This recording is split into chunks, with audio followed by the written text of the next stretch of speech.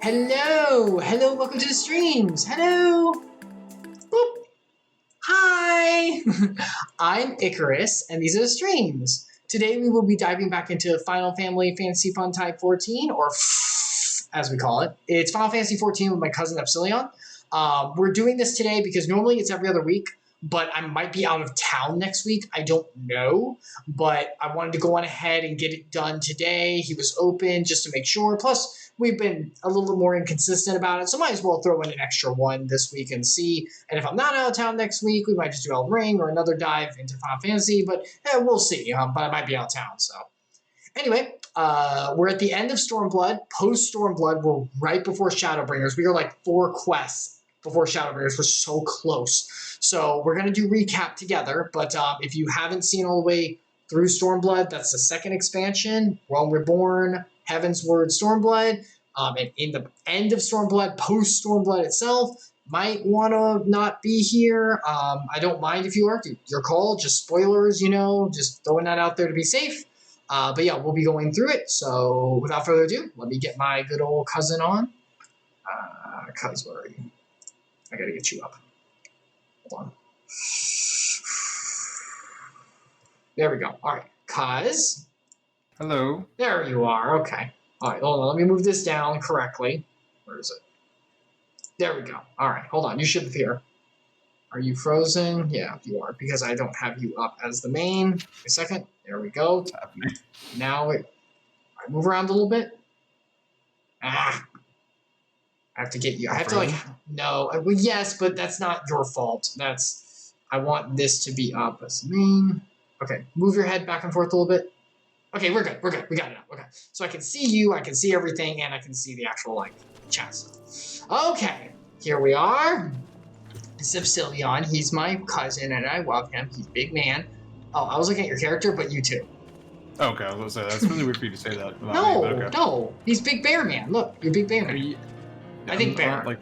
Bear-ish. I don't know what they... Rogdian? Yeah, they're Rogdians. They're definitely more like bears than any other animal species, but... Because it's the snout. The nose is a snout. It's more like it's a very pressed in, flat, but broad. No, you can see my face. And I am Tiny Cat Girl. Yeah, you're a Mithra. No, because Mikote. Oh, yeah, Mithra's 11. That's what I was about to say. I think in 11, the equivalent of yours and my races were supposed to be at one point they were the same thing. No, they're not the same species, but they can procreate together. So characters can only be female versions of yours and male of mine. In this game, the lion people. In this. Yes, in this game they made it so it's lions and the cat girls, but that's not true because now they're adding male Mithra or male. No. Mikote was already male. It was the Vera. That were only female. That's okay. The bunny people. That's right. Yeah. But then they added male Vera. That was more like they just didn't bother modeling the male out yet. Well, actually, it was also because there's never been male Vera, right? It's only been female in Tactics and stuff, because that's where they're from, right? Obviously, Tactics. Yeah, there's only female Vera. I only remember female in the Tactics game. Yeah, so they had to make the bunny women. So I think they made the bunny men. But part of it I remember was because it was during COVID and they couldn't do a lot of work. So the artists, people were like, the 3D artists were just like, I'm just gonna make stuff. And if they want to use it, they can use it. And they're like, oh wow, male Vera. People have wanted this forever. Here's Walker. Here's male Vera. What I want is that graphics update and more sliders. Yeah, I'm excited for nondescript body parts. I'm excited for the Vertex 12 update. Yes, please. What they're all saying of doing. Because we need to update. We need to update so bad. Well, it's what mostly, do you mean, for me, these textures. These textures. Cutscenes, if it's far away, it's very immersive. If it's close up on the character's eyes, this is not even a game anymore. It's like I'm playing something from 20 years ago. I don't know why it looks so bad. Look at that! Oh my gosh, look at that thing! That looks so cool. Flew away. Oh my god. Who's Corky? Gee, I don't know who that is. Never seen him in the meta of anything, so Lord knows. He's gonna be a character that shows up in Piltover in Season 2 of Arcane. Will people even know who he is? And I mean people who play League. Yeah, they'll start people start shouting "Whiskey Tango Foxtrot." No, I mean like no one plays him. Yeah, no, I'm saying like, that's it'll be all meme posts. No one's gonna even like care about him being a character. He needs a rework. That is someone who needs a rework. Holy crap! I think. Well, I don't play anymore. I don't care. But like, my opinion, all the Yordles just need to go. Like as a race, just get rid of. Not like what? People love Teemo. I'm trying to be Hitler here, but yeah, and well, people like not Corgi. Gosh, Heimerdinger. Yes. Friend direction. And I guess I don't know. Does what's her name still get play? The Rocketeer. It's been a while. Yes, Tristana does still get played. Yeah, she still gets played, I think. So also, yeah, they came out with that new one like a couple months ago. That was the Goth Yordle. There was a Goth one that came out that's like a spellcaster kind of thing. I was barely paying attention at that point. It's way too far. I mean, like I've caught up on some stuff because of the new games that have come out, but I don't know anything about that at all. Are they supposed to be making a fighting game? Wasn't that like a while ago? There's like a MMO? Is there an MMO? No, it's not MMO. There's I forget what that the Kings whatever. That one's like a it's an RPG, rolling RPG type thing. And then there's turn battles. Yeah, it's a turn-based RPG, but like the overworld mechanics, you like walk sideways, or it's like a side scroller type thing. Oh, interesting. I didn't know about that part. Yeah, I'm pretty sure you do at least in that. Maybe I'm mixing up with another game. And then what was the other game that just came out recently? Oh my gosh, another Riot game? Yeah, there's like 3. I know that there's 3 video games that are not. One. Yeah, there's a tactics one. And there's a third. There's one that's I think it's like based on Ziggs, and it's like a It's not a platformer. I think it might be an auto runner. Huh? No, it's PC. It's available on Steam. Like you can get it on Steam. Oh, okay. I didn't know that. It might be on phone also, just because most games, if the interface can be touch okay, then they do. With touch, then they just make it into a phone game now too. They don't have to be limited to, keyboard mouse. Do you peoples not have phones? So that's the problem. Like everybody has a phone, so like you want to get that mass market appeal. You got to get like somebody who like if you're gonna put that thing out and you can give just another group that's like absolutely massive, like the majority of the world's population, you might as well do it. Yeah. But they're gonna make the money. They gotta make the money. That's the whole thing. Riot is like I think they're like 20% owned by Tencent now. The Chinese like stationed or whatever, like located venture capitalist group, I guess is basically to describe it. They also own that other game that has a bunch. It's literally a League knockoff. I forgot the name of it now. The mobile version got really popular. I think I know what you're talking about. I think I've seen that one. Like the mobile version like blew up massively, whereas League was like still like considered like the best desktop experience, and then like League made a mobile version. It's the same game basically. It's crazy how bad. Yeah, I remember that. They don't use the same software, but they're the same game already. Like the gameplay is the same, and then in order to make it successfully a mobile version, they just copied the exact same input mechanics because they did it a good way. So like you might as well. I forgot the name of it. I'm pretty sure that our friend Bob played it for a bit. Ah, yes, good old Bob. All right, enough about Riot and their crap. All right, so what are we doing? In this place, what are we doing? So, news on this game is that the Steam Deck version now works, so I might try that next time. I just literally saw an article today that they did a patch that fixes the problem that broke it last time. Oh, okay, so that's good. Maybe by the next time we play this, which probably will be several weeks because there's lots of stuff happening next week. Yep. Maybe I can play it on the Steam Deck and you can watch me hold the thing in my hand and play it instead of playing it on a computer. That might be kind of novel and fun. Oh, that's cute. I'll have to do some playtest first and see what it's like, because I don't know how it's going to go with the controller. But... Speaking of the game, we are doing things because stuff happened last time with the fainting, remember? The soul stuff? The what? The soul stuff. Our souls... Ghostbusters. Souls getting sucked out.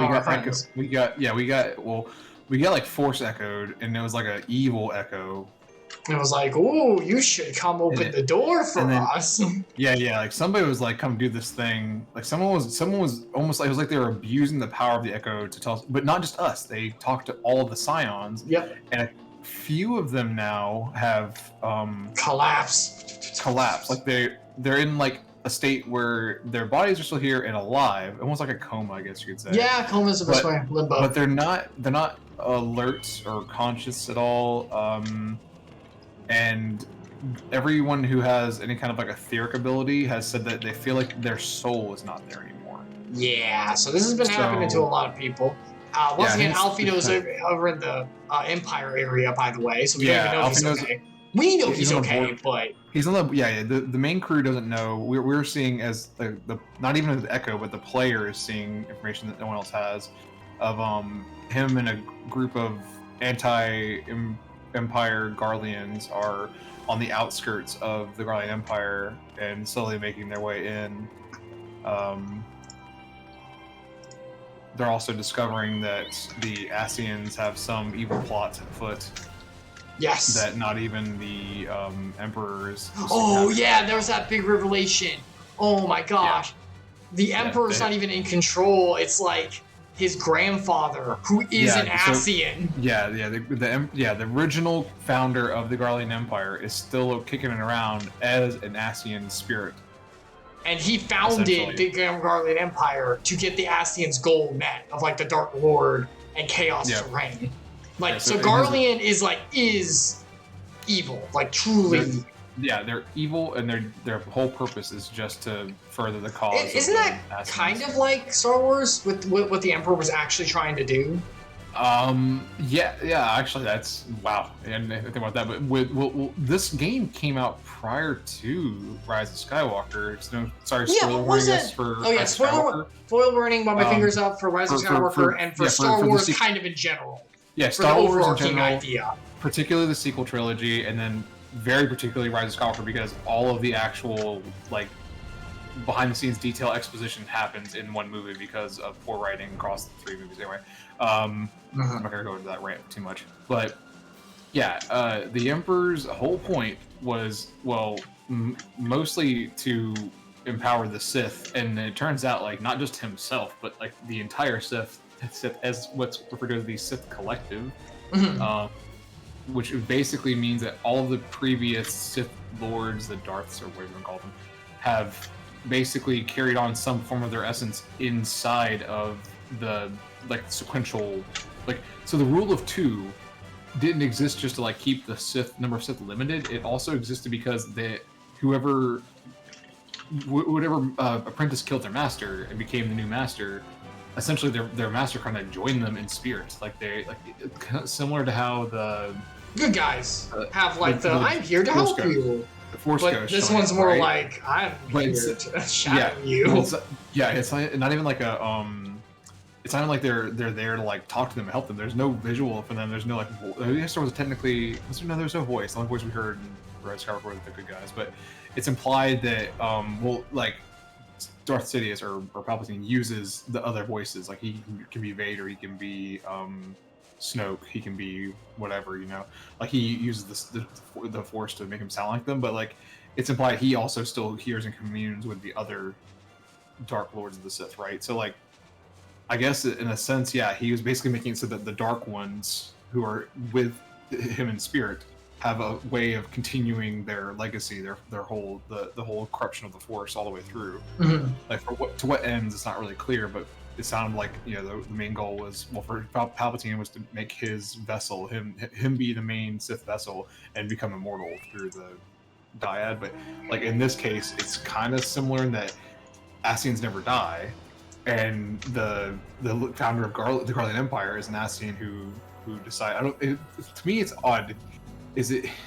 I guess he originally was that Garlean. So like, did the Ascians reach out to him and tell him he needed to do this, or like, does he actually? I always thought, that's what I always thought was that an Ascian itself founded the Garlean Empire, but he didn't. He didn't say he was an Ascian. He was like, "Oh, I'm a very powerful, influential individual, so let me found an empire." But really, he's an Ascian. He's like, "I'm doing this for a very specific reason." Yeah, but he wasn't. He was alive though. He was a living being at that time of founding the Garlean Empire. Was he?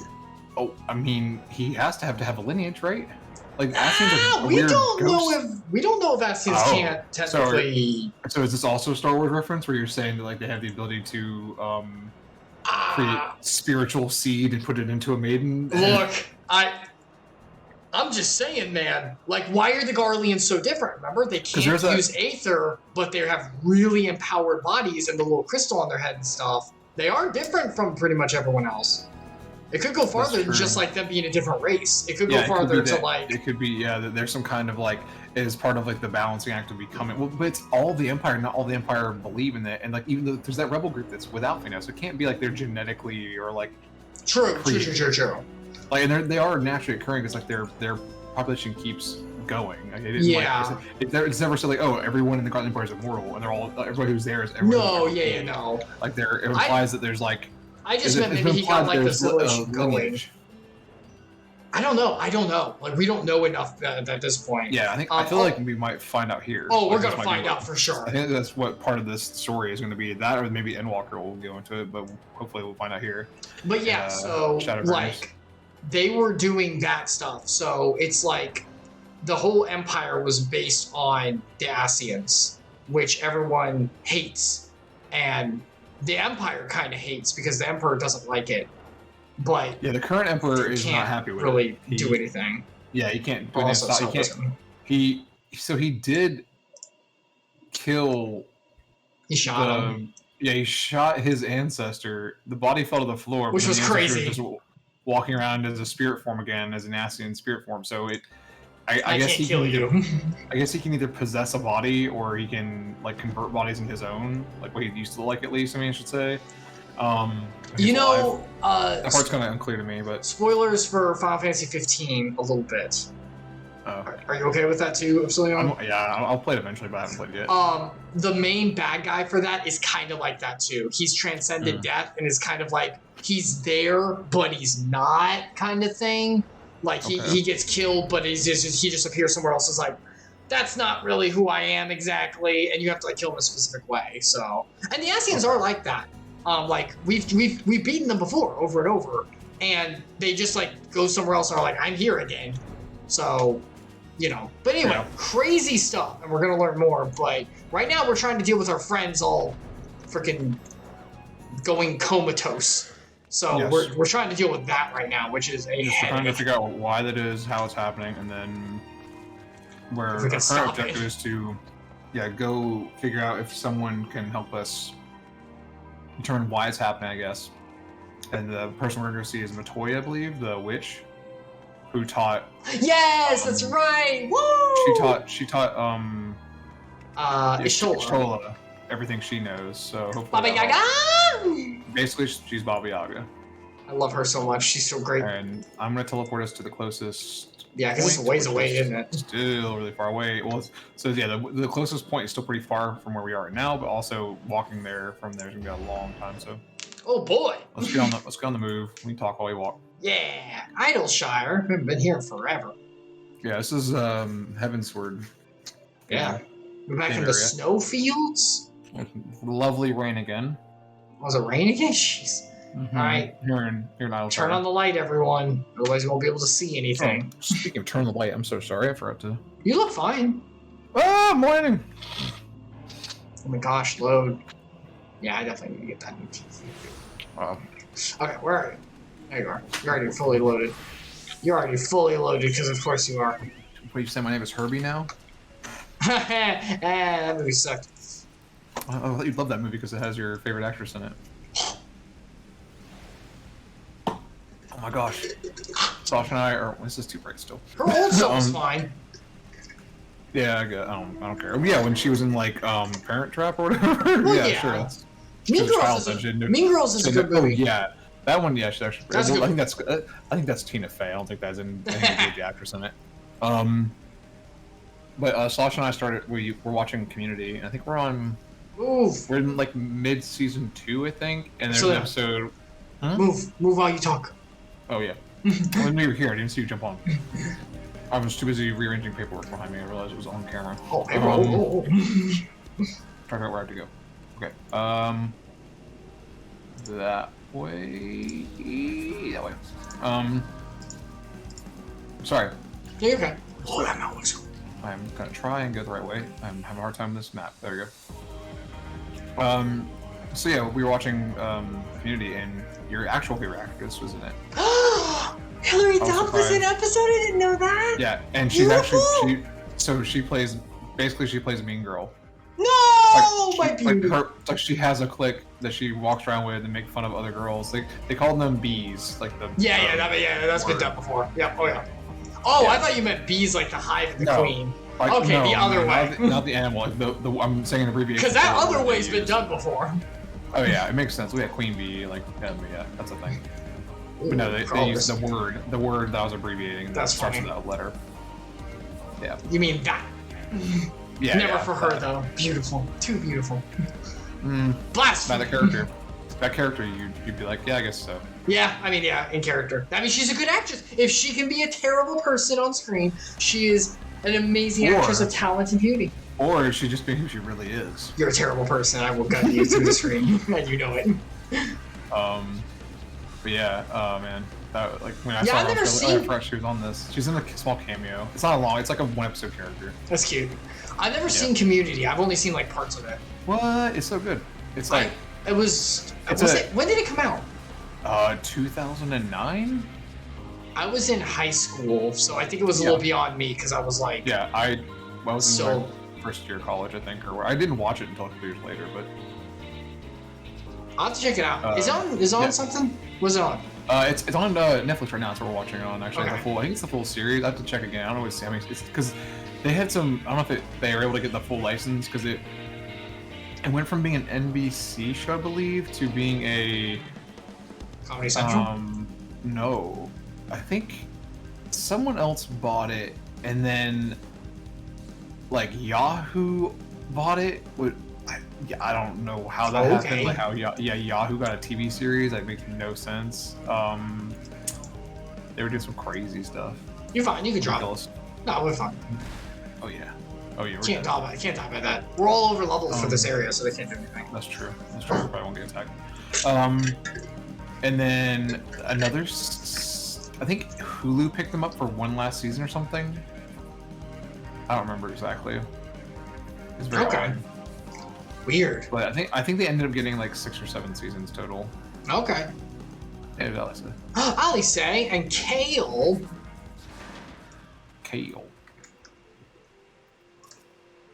All right, you ready? Yep. I've heard Master Matoyo is something of a recluse, but this seems extreme. Still, I'll happily overlook her eccentricities if she agrees to help us. Doop doop boop boo. She's referring to the fact that the entrance to her place is like a hidden wall. Illusion kind of thing. Can't see Oh yeah. Who was Master Matoya? I don't remember. What? Who was the Master voice Matoya? Oh, who did her voice? Yeah, I don't remember. It might be voice acted too. It might be okay. Oh, never mind. Again, have you? I hide myself away in a cave, and still you people insist on pestering me. She's so. Hi, Matoya. She's like, oh, look, she's very worried. I mistook you for your sister. Oh no. He wasn't a female. Be the lively one. I've seen happier faces at a rainy song burial. Well, I'm sorry to dash your expectations. Oh, God. but the situation isn't I would say exactly don't. conducive I don't want to to become a frog, although I do love amphibia. Oh, Ah, that's more like it. Stoller used to spit and hiss like a wild cat too. cat is just told as a cat. You to be filled with fire and leave the doom and gloom to your elders. Aw, I love Matoya. She's that, I don't care about the world, but everything I do is for the benefit of the next generation. Screw off, kids. Now, Now have a cookie. what exactly does this tragic situation of yours have to do with me? You have a soft heart, and I love you for it. Master Matoya, we have need of your crystal eye once more. People getting spirited away. It's a real Studio Ghibli film over here. Cut it out. Da-da-da. Stoller is one of the afflicted? Does she my care? Very well. The next She may line. be an ungrateful stray, but she's my ungrateful Oh. stray, and I'll not see her buried before I am. I love that line. I love the trope. I don't care about the world. Wait, you touched my child? And I'm going to have to drill you into the ground. It's your And- pet cat. What are you talking about? child.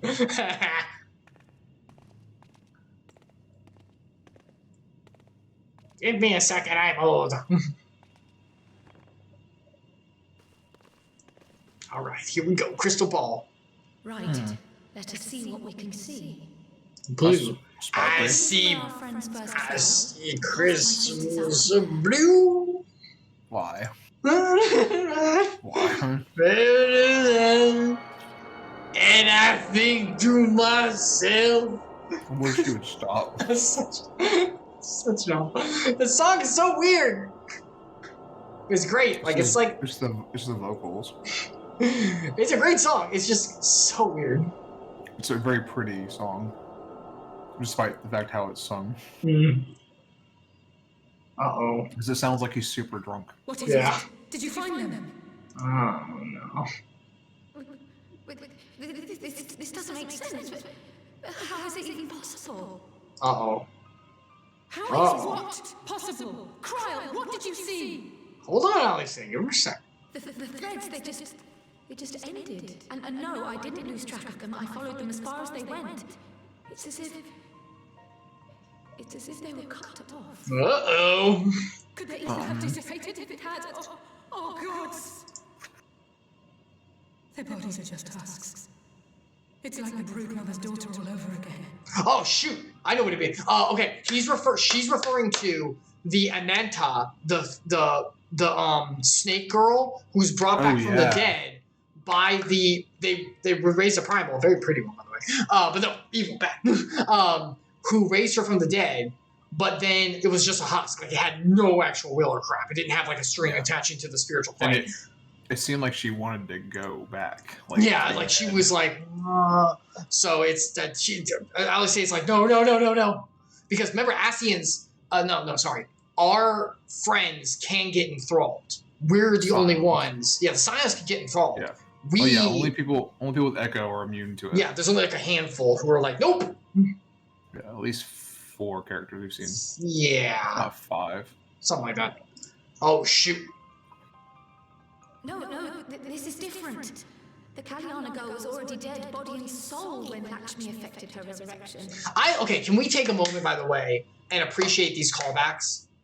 Using something else as an example to prove a point and then proving the exception by the example. Does that make sense? Instead of just a bunch of exceptions so that the rule isn't established of how this works, they use already established status quo of how this thing functions to say, no, it's not like that.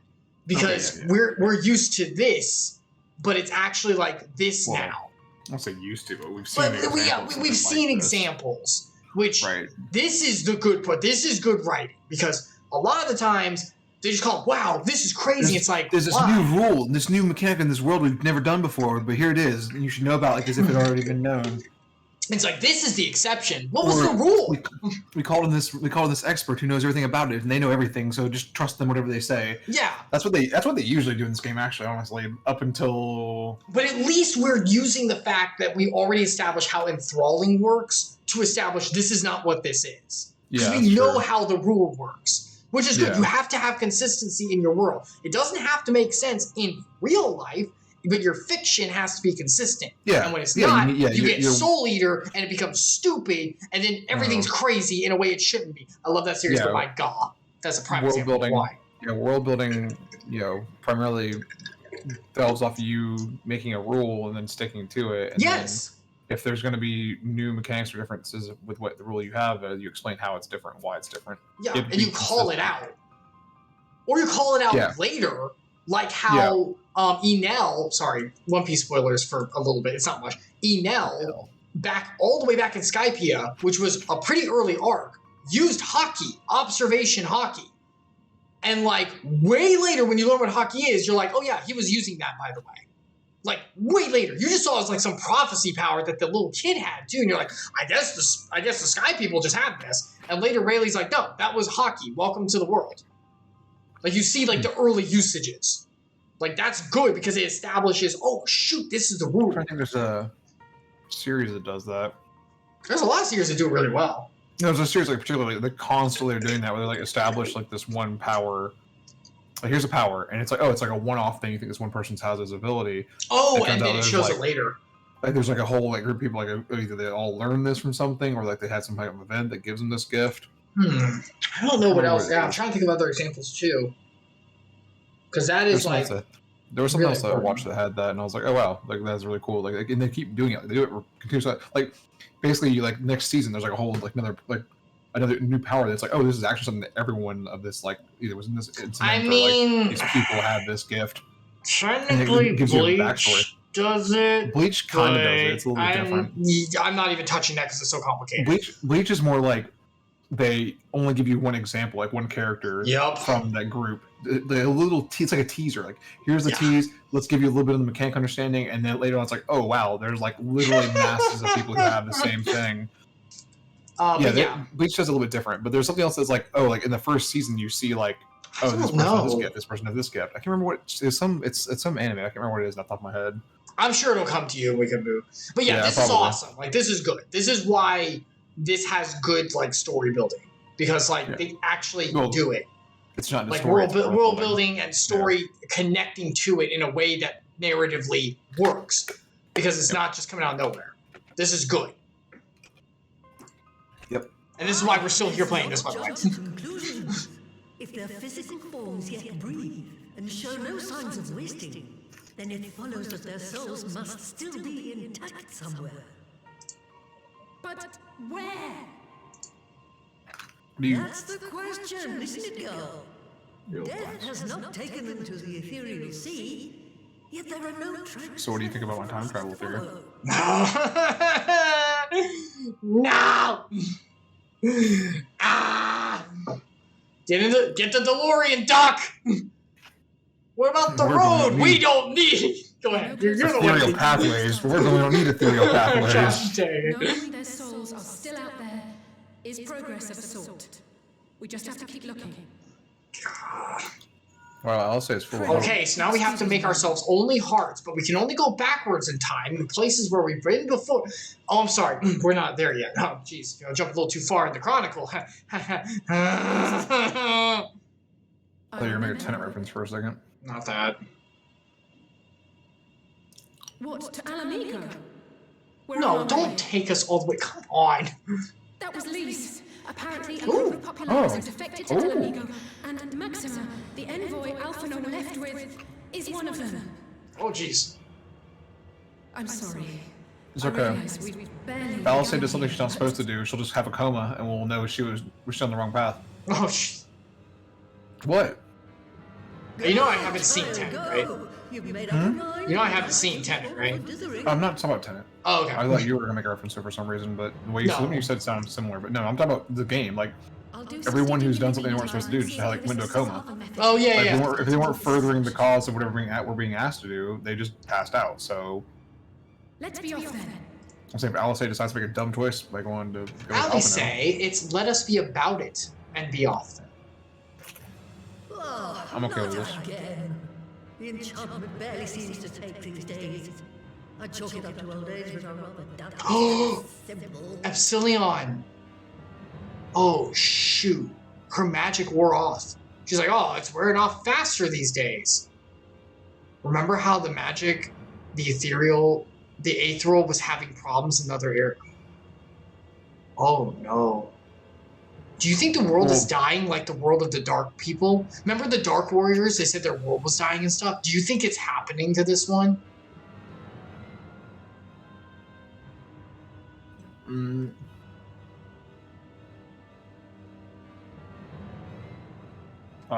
Sorry, I was trying to see where you were in the dialogue, because I'm a little bit further than you, but yeah, I mean, I don't know if it's dying or if it's, they opened up the gates for the burn to have ether in it, right? So what if it's like the ether is flowing there now, and it's not as dense as it was in Oh, no, you're right. Those gates might have had more to them.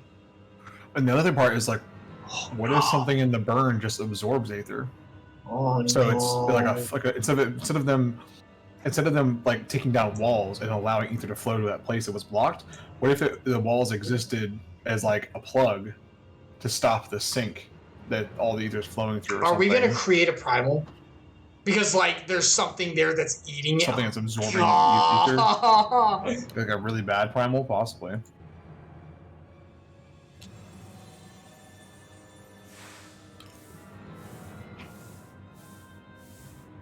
Before they took ill, Y'shtola and Urianger were sharing notes on a thinning of the ether. It seems to be happening all over. And you're using your resources to make a broom sweep? Like, Does it now? And here I was all set to blame my... It's why she pays to stay alone. Burn the ether of the world in order to not have to deal with people. I feel something is going on. And yet here we are. Still, We're still having to deal with us. To be gaining from starting each other. You can only do what can be done, and that's but one thing at a time. true.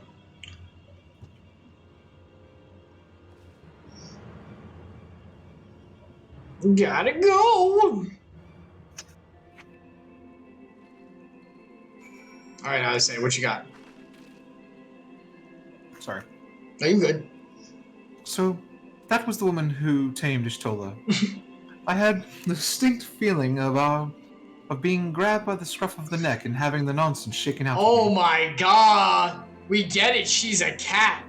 My character feels. I think Ultimate feels offended. Oh.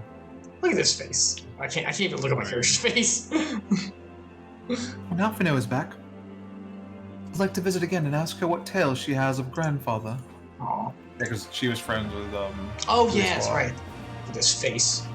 And that's why Kale knew her too, because Kale was supposed to watch after Alphino. I think she might have learned some stuff from a toy at one point. How could you? This is racist against me, Kote.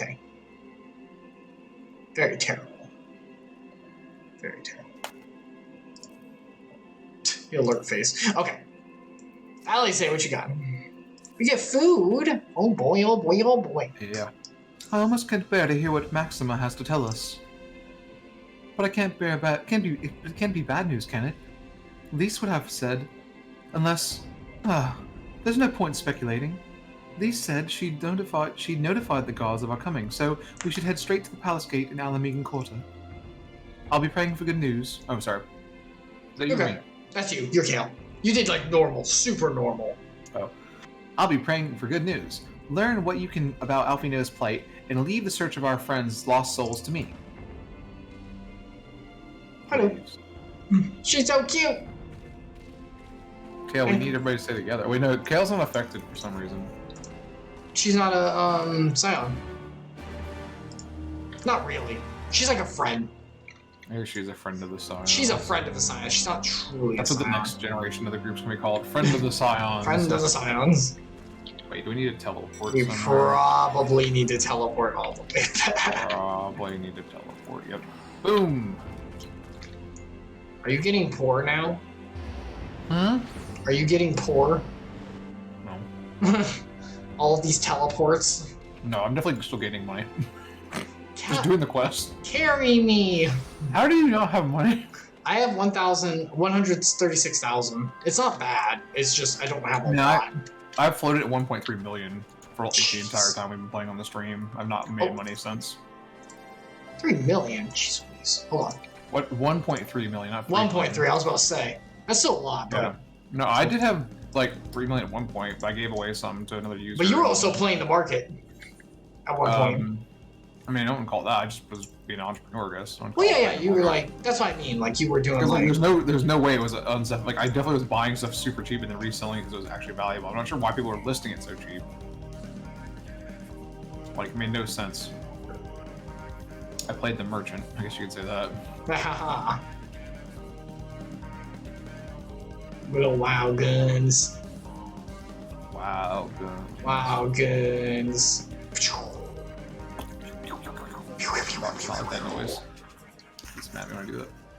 Greetings, Ions. The commander told me to expect you. Shall I show you in? Lise? Oh, okay. Cringe. Did you see my underwear? No, it's okay. Did you want to? SpongeBob movie. What? That funny movie, whenever Patrick has his underwear down and then the mermaid girl showed up. It's been a while since. I just watched the reanimated of it, so I kind of got reminded. I'm sorry. A bunch of animators reanimated it on YouTube. It was pretty good. That's a do for a reason. I thought that was you fun. could use in person. Uh-oh. Beautiful. Ah, we meet again.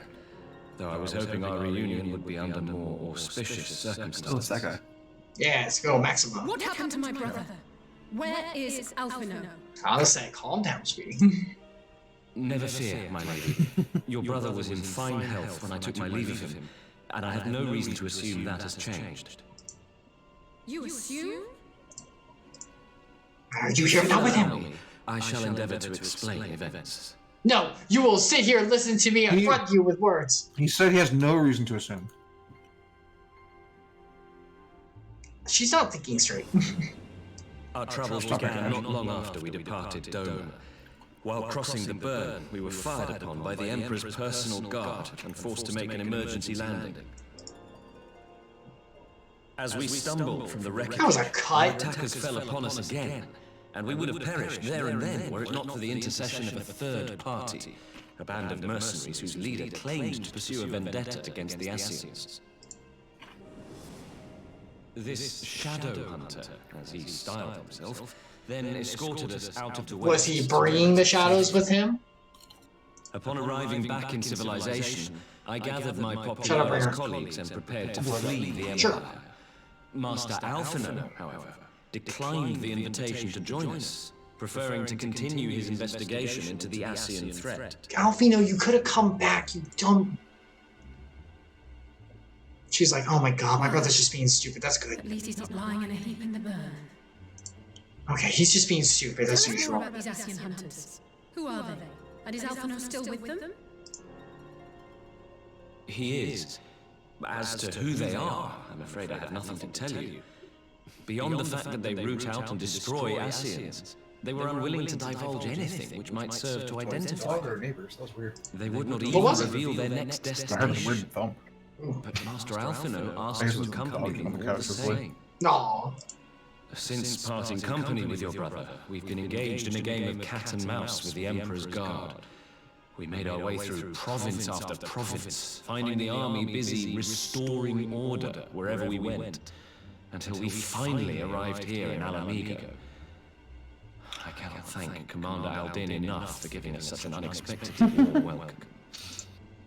I'm not inclined to turn away refugees, no matter which land they Aw, call Rob home. on. And if they can tell me how things lie in Garnal, all the better. On that subject, there is much I would tell you. During the course of our journey, we heard tales that an entire rebel army had been slaughtered in the space of a single night. It would seem my former comrades grew tired of putting down uprisings in the conventional manner, and chose instead to bring a formidable new weapon to bear. Details were sparse, but the rumor alone was enough to dampen the flames of rebellion. I have also heard reports that several companies have withdrawn from their designated provinces and begun marching westward. It is my assessment that the Empire's forces are mobilizing for a large-scale military engagement. Good gosh, this guy is just in a war. You mean they're getting ready to invade Alamigo? We knew this was coming, but not that it would be so soon. Gosh dang it. We've barely even begun to shore up our defenses. They won't stop an invading army. Alright, Hero of Light, just send me to the battlefield, and we'll just, fight the entire war. You guys look pretty. No. How has it ever been different? You tell me. Dispatch messengers to the Alliance leadership requesting reinforcements, and send word to our officers in the field to hasten completion of those border fortifications. Prepare to meet the Imperials head on! Freaking Robon. Like a boss being like, we're gonna freaking No matter how bulldoze quickly them. we act, we still want for time. When the enemy comes into view, our best recourse will be to open negotiations with their commander, and see that the ensuing proceedings take as long as possible. I've lived long enough in the hierarchy in the upper echelons of the political places back in Ul'dah to know the way we handle this is a good old filibuster.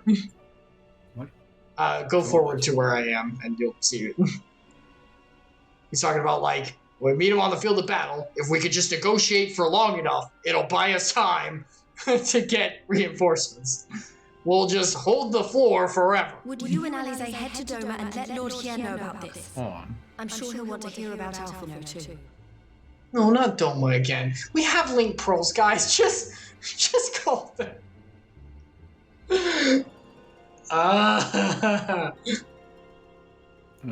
Consider it done. We'll send word when... Oh, here we go. Yes, interrupt. Interrupt the trip. I mean, oh no. Or whose mother died. Or have a coma. Eon become instant. I mean, it's pretty much Alice, right? It's all pretty good. Oh god, I think you're right. I think it is time travel. Eon become instant.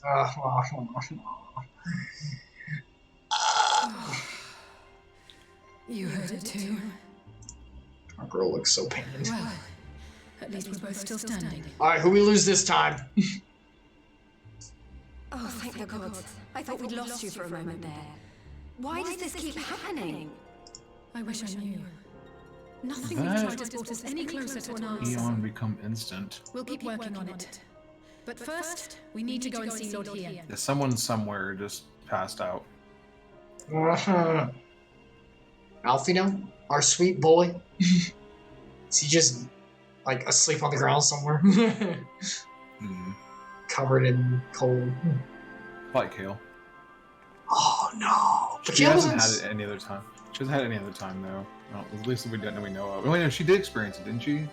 I don't remember. That's also really pretty. Someone experienced it at a distance. It was Aranjor did, for sure. I thought someone else did. Lise did not. Lise never experienced it, but she's not part of the Scions for sure. She left. Yeah. I think Kale technically still is. I guess we gonna find out. I mean, she wasn't able to help with us for a while because she was knocked out, but I think she was still part of the Scions then. Alright, Alice. So, Alphino is safe, for the present at least. Now, all we need to worry about is a full-scale Imperial invasion. I'm actually glad Lise tasked us with visiting Lord Hien. Better to be dashing from place to place than sitting around stewing over things we can't change. To the Enclave. I kind of disagree. I'd like a moment for a rebuttal. What if we, like, sat here and thought about things, and then the next event happened? Traveling. I don't hate it. It's just like all over the place.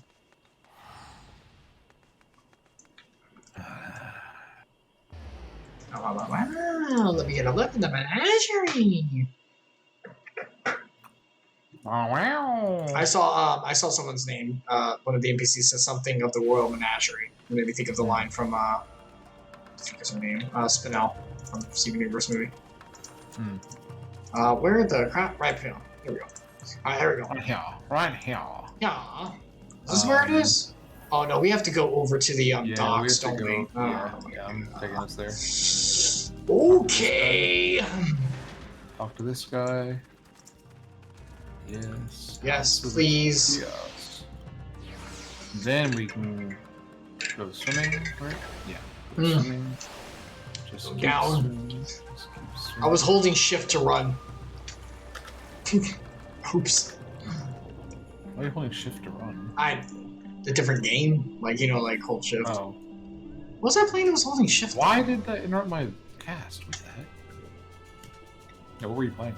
Oh, I was over with our good friend Charles. I was playing not Elden Ring. I was playing a game that used shift to run. It was a taking picture of squirrels game. It's called Nuts. That sounds nuts. Yeah. It's like the whole thing is that you take a picture of squirrels just in the wild wilderness, but it turns out to be more. I didn't get super far, but. So is it Pokemon Snap, but no, because you're not on the, no, you have an environment, you go put up cameras and you record and you watch them at night so that you can see the recording, and you're trying to find, like, use the squirrels' movements to find where their, like, home is and stuff based on where they're coming from and going from and stuff. So it's like a tracking game, I guess is the best way to put it. Sounds like some boring crap that Charles would It wasn't too bad. It was okay. Plus, it looked like what was happening was more. Like, we found the first squirrel's stash, and there was dynamite inside. Is it Frog Fractions 5? Or Not something, that much. Not that much, Are you but sure? enough. How do you know? I mean, I don't know for sure. That's right, you can't know. I'm pretty sure it was just that the scrolls were like up to something. Now you know. Now we know. Now we know. Don't quote that. Now we know. That's No one knows what it's from. Oh, look, a mauled man. Goodbye. Bald man. A mauled man on the side of the road. Oh yeah. No good Samaritan for us. Nope. I got places to go. People to kill. Kill. Yeah. Wait. What? Hang on, we go putting Charles too much. One insane solution. Wow! Sorry, that was loud. Someone fighting over there? What the crap? I guess so. Oh. Oh, water. That's Water. That's not what I meant to do.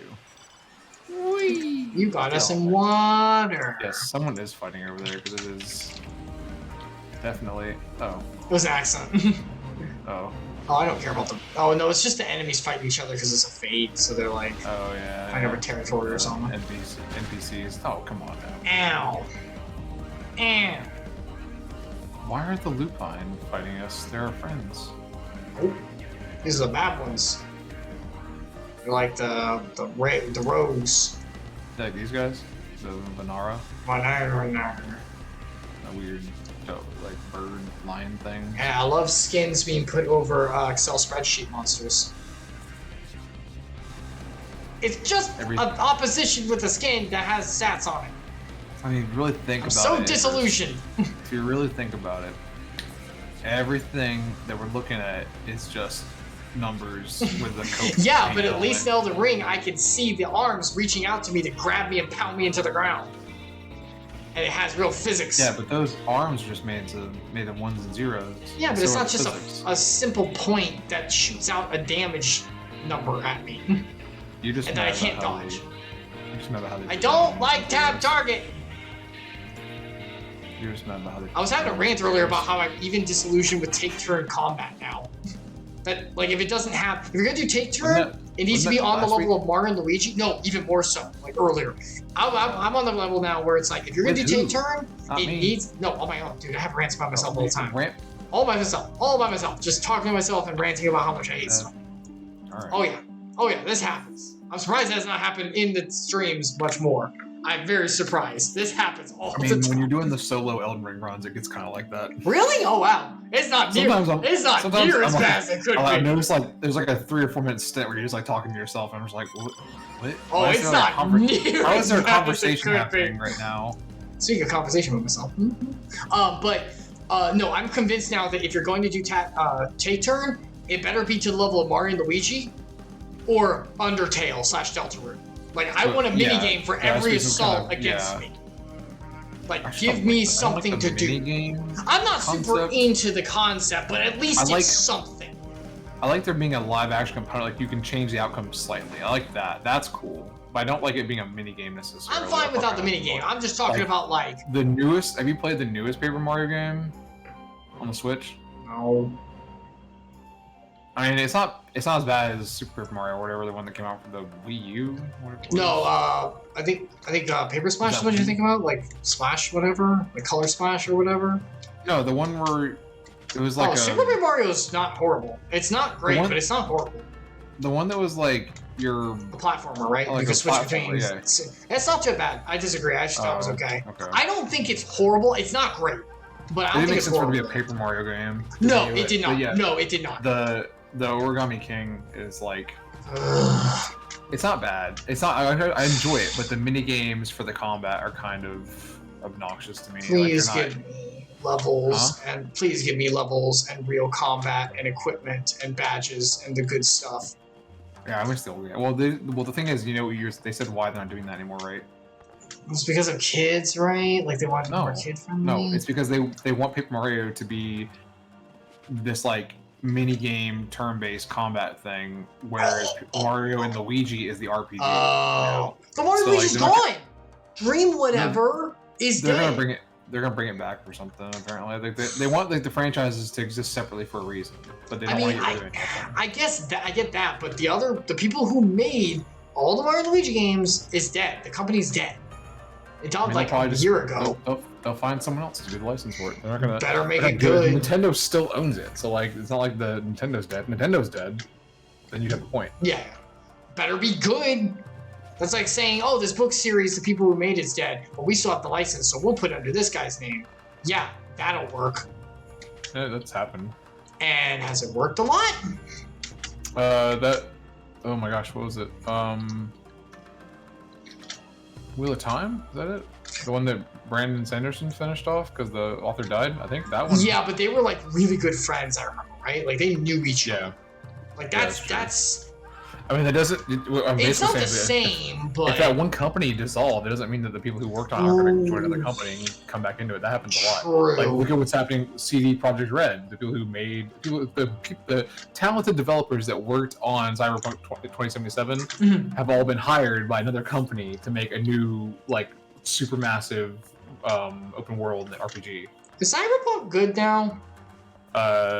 It's playable, Okay. but there's still bugs. There's still a lot of like the game it should not come out. Like, it needs a lot more time to bake. Because I was like looking at it, being like, this is kind of cool, but then I have like it. heard, and I was It's like, not bad, I guess. did you play If it? you have really good hardware, I haven't played that much now. I only like demoed it. I saw Jesse play some, and there were definitely play some it for a while. bugs. Yeah, it's definitely buggy as crap. Like you have to play low settings, and like it still gets pretty jank sometimes. That would be engine's something I not definitely need the CPU upgrade for. Yeah, you would. All right, All right. Ian, what you got for us? Are you voice acted? That'd be great. Not that I don't enjoy your beautiful voice, I'm sorry. But it's easier to talk and like comment as like they talk. Nope. All right, have Greetings, fun. my friends. I was just discussing future endeavors with the members of our newly formed alliance. Who are these weirdos? The Kojin and the Confederacy you already know, and it was your own strength of arms that won us the cooperation of the Steep Tribes. Oh look, the moles. I see that she's brought her own special cakes to the event. Yes, if you want some of them, we can't get rid of them, please. They're like falling with like browns. Okay, come on. The coal like poop. The mole like poop. That's the joke. We have also been joined by our neighbors from Naxia and the indomitable citizens of Dalmasca, though the scattered nature of the latter's resistance will somewhat delay their official induction. Oh no, so this samurai-looking dude on the left is not the Confederacy. He's like the Naxia or whatever. Yeah. No. I think that the Naxia is the guy with the cap, the blue cap. Oh, okay. And then the other guy is the Damascus. Oh, and then okay. The guy in the black is just one of the people who works for Hien. Hien, yeah. Maybe it's one of his new. Maybe it's like appointed new retainer because Gosetsu. No, I don't think it's that. I think he's just a political figure in Doma. These proud peoples have united under a single purpose to stand against the tyranny of the Garlean Empire. Good, we're gonna need it.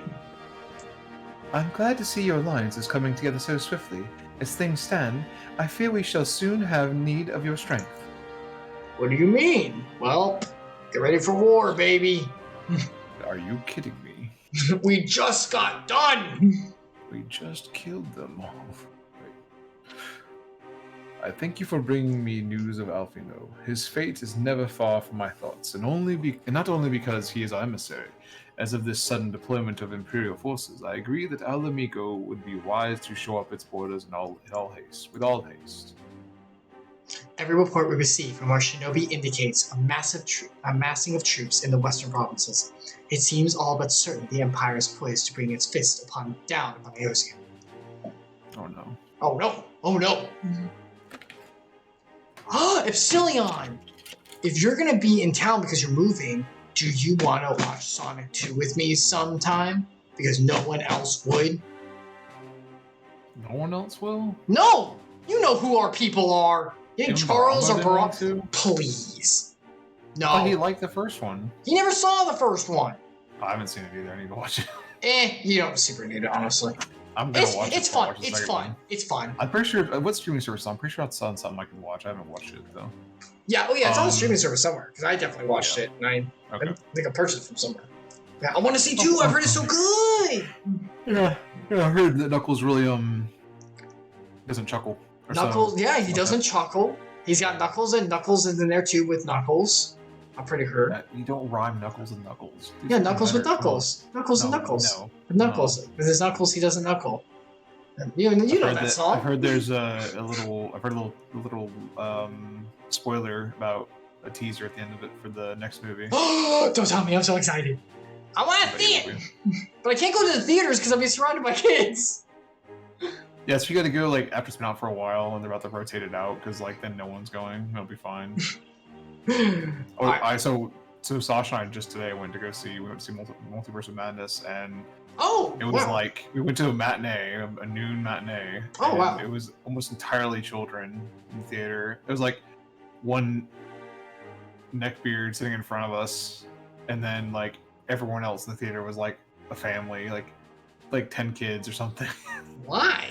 Yeah, I don't know. That's weird. There was like 2 seats down from me. There was like 2 girls, and they kept like talking about plot and like giggling about stuff, and I'm like, or like being surprised by things. I'm like, what? Like that was definitely like telegraphed they're gonna do that. Why you keep like gasping when this is? You know what? We make fun of people like that. I wish I was like that. I wish I was excited for every plot twist. It wasn't Imagine excitement, that. It was just like surprise. Like I'm but excited. think about that. Like, and being like surprised, having that raw emotion every time. That's awesome. At one point, I don't want to be jaded. Have you seen the trailers for the movie, right? I've seen a few trailers. I don't know if I've seen all of them. You're aware that there are multiple scenes in the movie where Strange is talking to another version of Strange, right? Like there's 2 of them in the same room. No, but I haven't. I barely seen each other. There's like 2 or 3 trailers that show you them talking to each other. Okay. At one point in the movie, like I think we were like 2 hours in. Like that. It's like 2 hours and 20 minutes or something long. Oh, that's pretty long. Yeah. That's pretty far in. 16 or something. But like it was like maybe an hour and 40 minutes in. There's a scene where there's the 2 of them talking to each other. And there are other scenes prior where they're 2 talking to each other, and this kid a couple rows behind me starts going, "There's 2 of them! There's 2 of them!" And I'm like, "What is happening? Like, why is he being so loud?" First of all, second, why is he confused? There's 2 of them, but other scenes with 2 of them, and he hasn't said anything yet. How old is the kid? Was the kid? I don't know. I didn't go watch the parents and ask him how old the kid was, but he was like probably young, like probably kid. Like we're talking probably less than 10, but not like much younger than 10. And Object Permanence hasn't fully set in yet. That's way too late for Object Permanence. But no, it's just like, what is? Like, I forgot why I don't go to the theaters that aren't. Like, I forgot why I don't go to like premiere night when it's like the super enthusiasts that will all react the way I would react, and then like less kids who would be loud and obnoxious. And why I don't go like the week after the movie comes out, especially on a matinee. When it's like parents trying to be I guess it's because like schools are getting out. I don't know what schools are out. Maybe no, so. No, I don't think here. I think where I live that they're in for like another week or 2. Ours are still in for week 2. I honestly think it's because it's a Sunday at noon, so it's like it's still cheaper prices because it's a matinee. It was like 25% off or whatever, and then also it's like after church, so probably a lot of me that just came out of church, if anybody was. Good point. I don't know. So I was like family time after church. Yeah, that's what I'm guessing a lot of it was. That's and a couple of them were like, it was like group, like one of the group that was next to me, the girls that were giggling about it, there was like 5 or 6 kids in that row with them. They're all part of the same group. So they went and got like, some of them went and got food and brought it in right before the movie started. They were passing out the snacks. But like, I think like their grandparents set the row behind them and like was like with them as their like chaperone or whatever, but I didn't sit with them. It was a pretty empty theater, honestly. But very like, for that how annoying it was. There were like a couple of groups of kids. It was mostly empty. Okay. For especially for a midday show, I was kind of surprised how empty it was. Especially a cheaper midday show, but I don't know. It was also an IMAX showing, which was like nice because we basically spent 25% off. We basically spent the normal price of movie tickets on it instead of IMAX prices. That's awesome. Also, I had like a discount, so I got like 1 ticket off basically entirely. My family and I are going to go see the new Top Gun because they care. I'm just going for family. They showed a special clip preview of that. It was, I swear, I think we watched the entirety of all the air, like except for the climax where we watched all of the training air shots, like all of the planes like in the training simulated flights. I think we watched like a 20-minute clip, and I was just like, I looked over at my wife, and I was like, that was the movie, right? We just watched like every bit except for the like homoerotic volleyball montage, right? Like we watched everything but that scene. And she started laughing. I was like, but yeah, like we watched 20 minutes of the movie basically before we watched the action. It was very odd that we got to see that much of the movie. That's weird. It was mostly just Tom Cruise like making fun of a younger generation of pilots, and like him just like sassing them, and then being like, "Where'd he go? Whoa, where'd he go?" And then just like constant shots of like someone turning in a cockpit, and that was basically it. And I was like, "This is a terrible." God, I'm gonna be so dizzy in the IMAX. Yeah, I'm surprised my wife, because she gets like really like when I play games, like I'm playing the game, like she plays, she's fine, but I play the game, I turn on the camera, like it's like Breath of the Wild is like the worst one for us. I think I've seen her. She literally stopped watching the screen, actually gonna throw up. So I don't know how she was watching that and not getting like sick, like you know, like, because it was pretty bad. Yeah, you probably just have to close your eyes and just. Like, I'm gonna have to close my eyes on a few points. I don't know why. I get vertigo so bad. She'd be like, it's a waste of money. I'm not paying for my family. So I'm gonna go. I'm saying it's a waste of their money.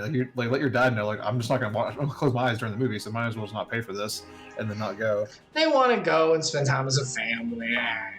They can go see Multiverse Madness instead. It's much better. My dad grew up with Tom Cruise and Top Gun. I was like his big movie when he was Did your dad like Evil Dead? I don't think he's ever seen it. What? Okay. You know my dad. Yeah, I'm trying to think of something like. Well, yeah, I guess that's true. I mean, I don't know. It's a Marvel movie, so I'm sure he likes some of the Marvel movies. It's pretty good. It's definitely like.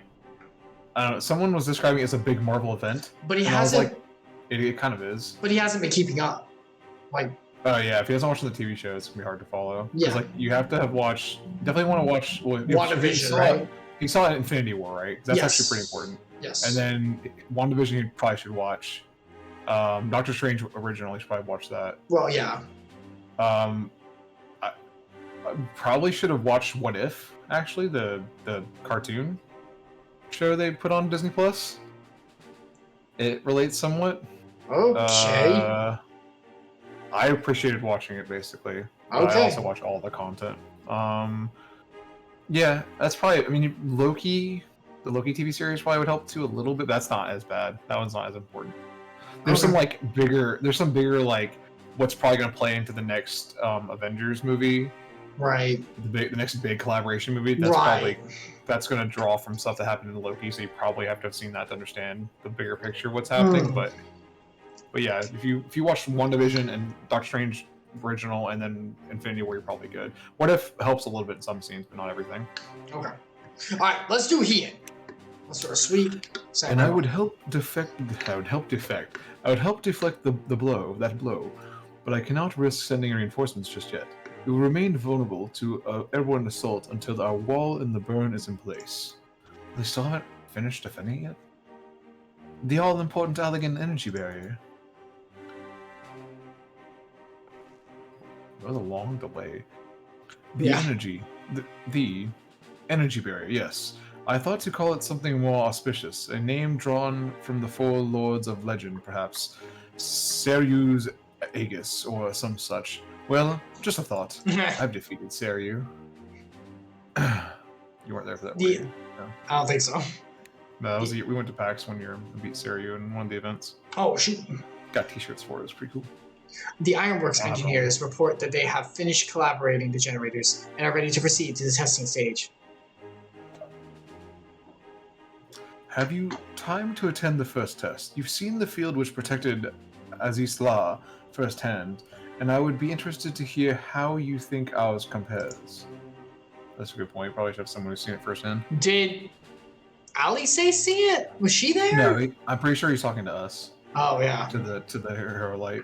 Oh yeah, that's right here. Yeah. Yeah, here you go. I will come too, if you don't mind.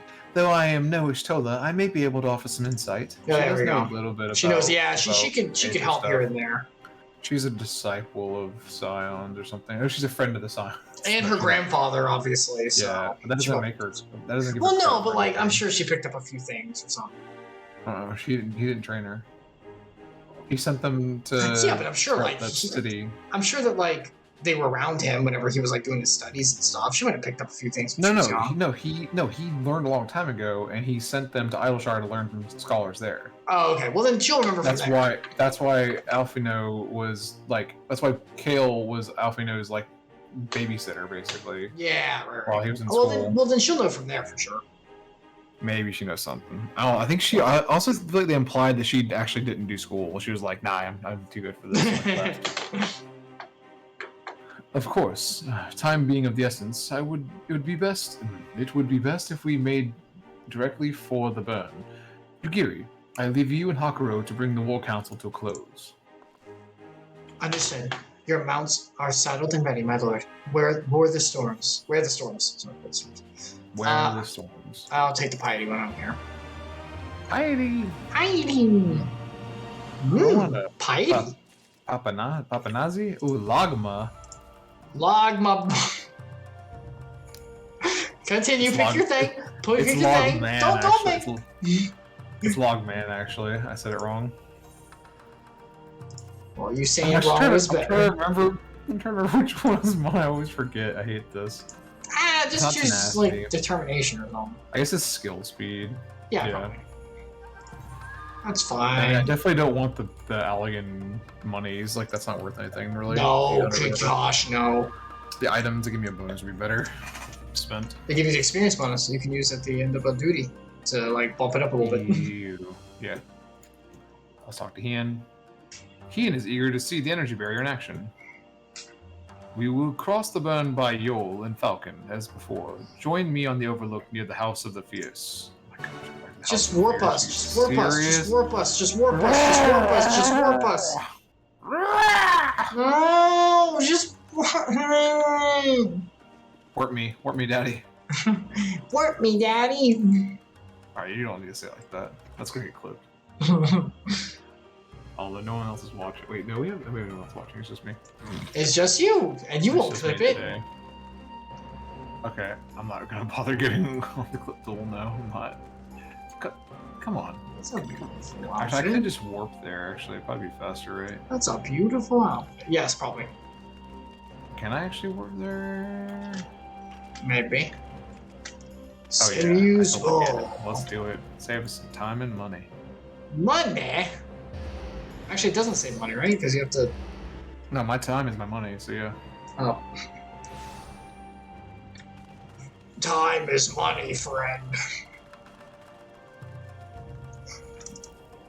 Ride the peon. Alright, where do we go? I don't know. What do you mean you don't know? I don't know. Somewhere over here, I think. We're gonna find out.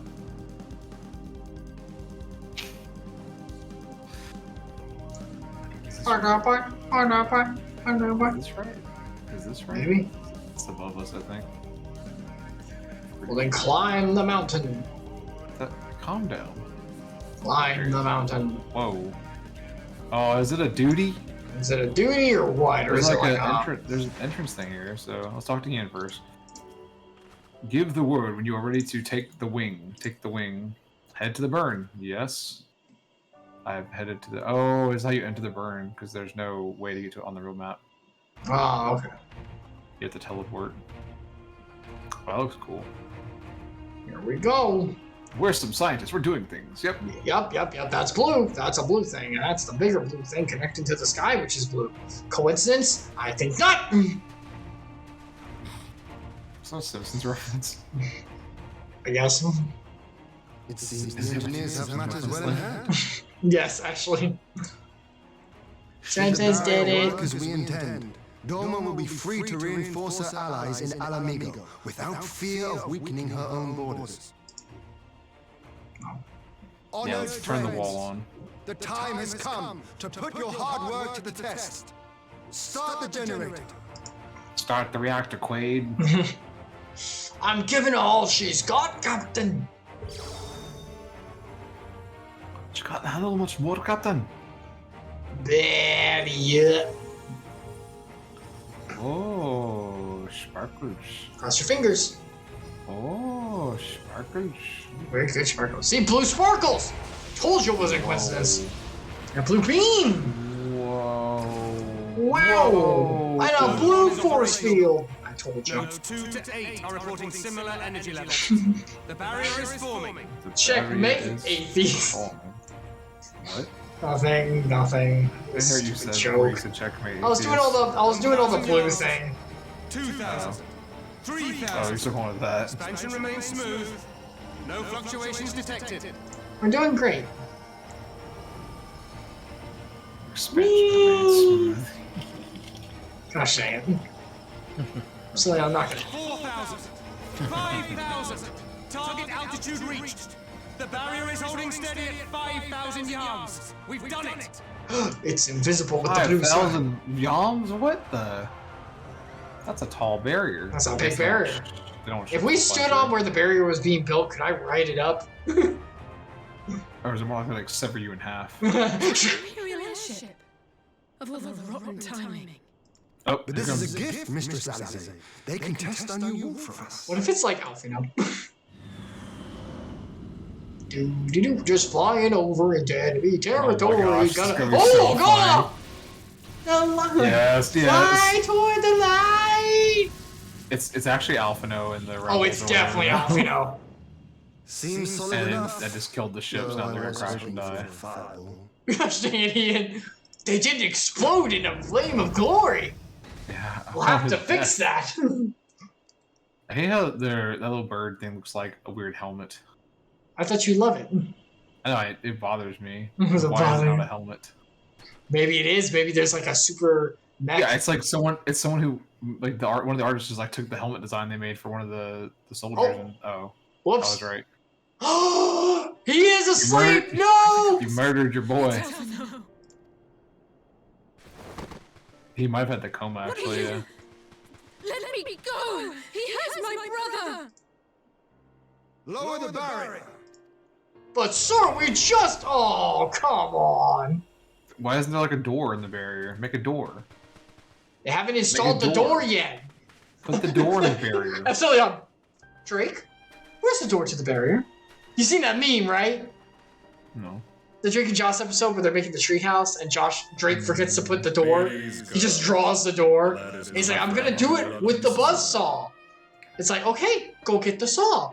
Okay, I'm gonna. And he walks out and he runs straight in the door because he tries to open it, but it's not there. Oh, I see the problem. You think? So good.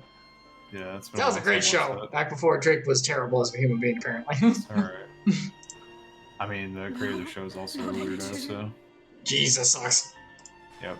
No, Basically, it's Alfino. just Josh. Poor Josh. I'm the Okay. solo good person. Did you see he's in the Turner and Hooch remake for Disney No. Plus? Yeah, he took over that role from Tom Hanks, basically. We Pretty could interesting. identify no cause Okay, for yeah. remedy. Glad it's not Thus dead. I sought to It's return slumber. to Doma, and Oh, into the arms of no, Lord he was Hien dead. himself, it would seem. Us. It is a day for fated reunions. His lips look so pale, Icarus. Would you not agree, adventurer? Or should I address you as the warrior of light? You should. You really should. Hi. Hello.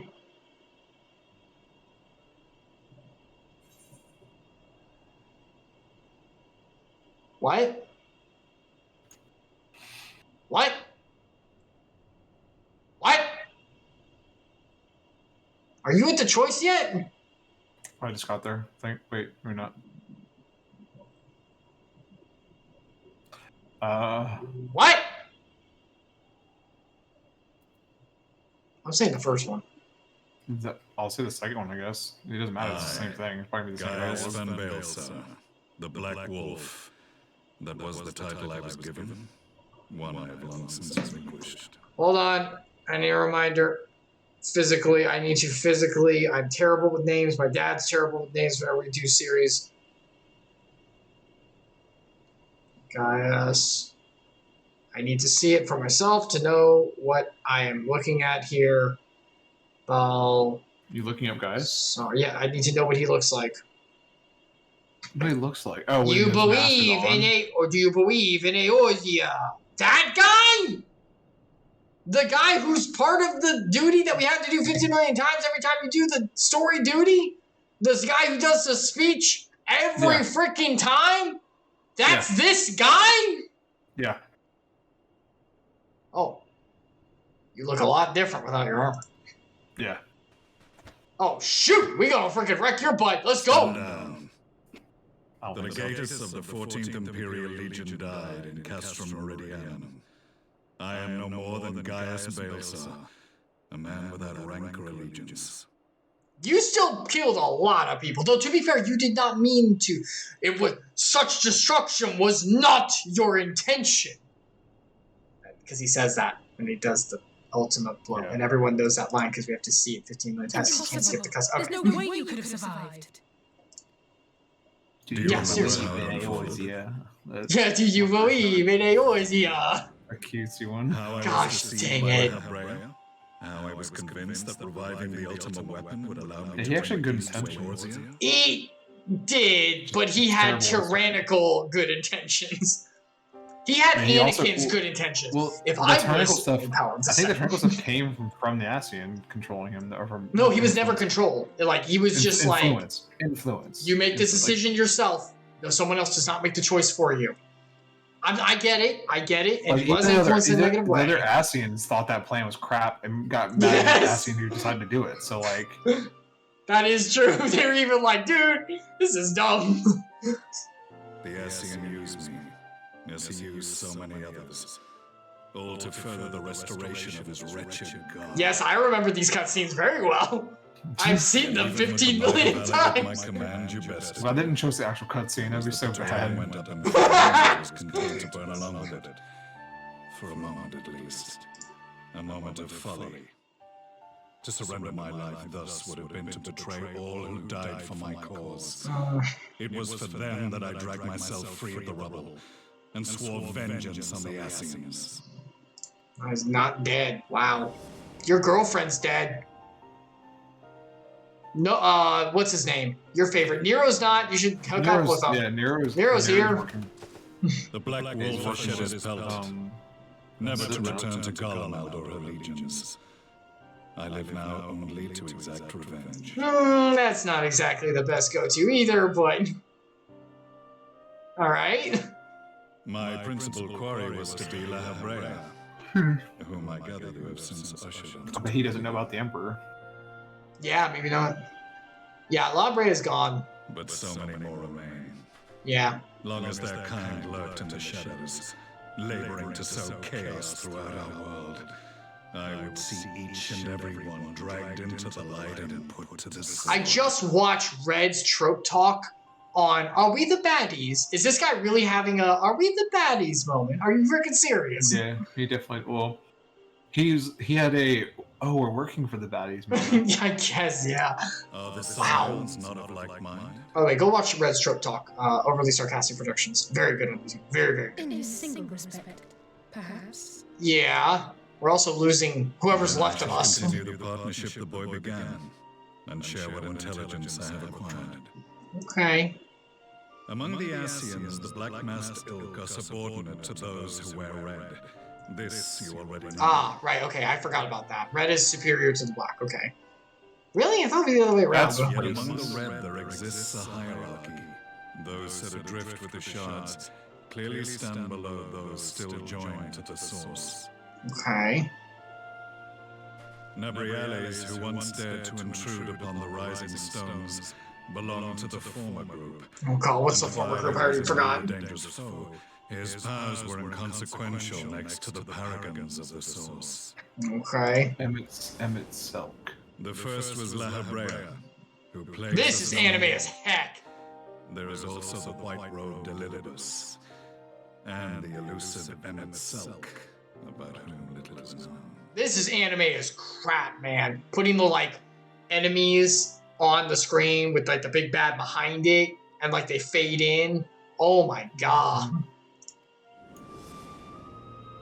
We have files on La Habrea and Elidibus, but I believe this Emmett Selk is new to us. Once again, building these adversaries throughout the entire story. It's freaking good. Told you, we have evidence to suggest that an Ascian now walks in the body of the Crown Prince. Have you identified this interloper? Elidibus seems the most likely culprit. As emissary, it is his role to maintain the equilibrium between darkness and light. Your many deeds in Hydaelyn's name have upset the balance, and I believe he seeks to restore it by throwing his considerable power behind the Empire. As a leader of the Ascians, he is one of our primary targets. This dude is the opposite of Darth Vader. Like, with the mask and the thing, he's like, You Epsilion scoundrel! And I was like, so now I'm like Anakin before the fact. It's so backwards. This very prey that the boy and I came across the scene of a I miss his voice. In the absence of a single Guardian casualty, Do you believe we that inspected the bodies of the rebels, and the lack of any external injury drew my immediate attention. Uh-oh. They had been slain by Black Rose, an alchemical invention of the Imperial Army. When I yet served as legatus, I ordered its production halted, and all stockpiles destroyed. Toxic gas is not a tool of conquest, but of extermination. Oh, so he's like, they're doing like burned earth policy, scorched earth policy, and he's like, nah, we gotta rule this, not freaking like eliminate it. This must be the new weapon Maxima warned us about. Something deadly enough to sweep away all resistance in a matter of hours. Gods.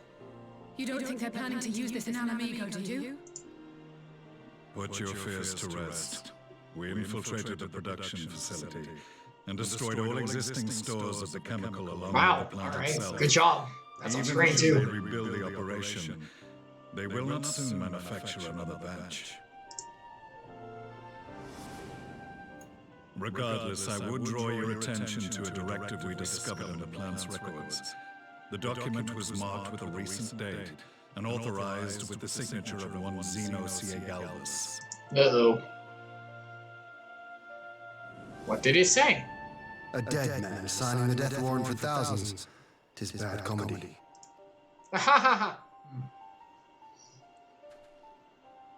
But the tale does not end there. Within that same facility was a chamber filled with devices of elegant design. Cloning technology we realized. Oh my gosh. They're really just bringing it all out. Oh my god. It's just Star Wars. It is just Star Wars. Oh my god. Oh, so that's how he had the new body. Oh my god. So he is possessing. He's just possessing himself over and over. It's like Monokuma! There's a Danganronpa reference because I'm watching the Game Bros play through it, and Danganronpa 2 is very good actually, and 1. Crazy but good. All of which prompts the question, were the Asians responsible for these abominations, or was it the will of the Emperor? Asians. Emperor's the puppet. I must know which hand guides the Empire. Though I have given up my rank, I am yet a son of Garlemald, and I will fight for the future of my homeland. Okay. I believe in Garlemald. It is time I return to the hunting of shadows. We should focus on our common foe. To reopen old quarrels now would serve no purpose. Yeah, let's not fight, even though you almost saved my brother's life, so I'm willing to let sleeping dogs lie. But in truth, it's not my decision to make. I'm good. We kicked your butt 15 million times over for experience, so as long as we can still do it for daily duties, I'm alright with this. Just be ready and available. I might be doing it later today if I feel like it.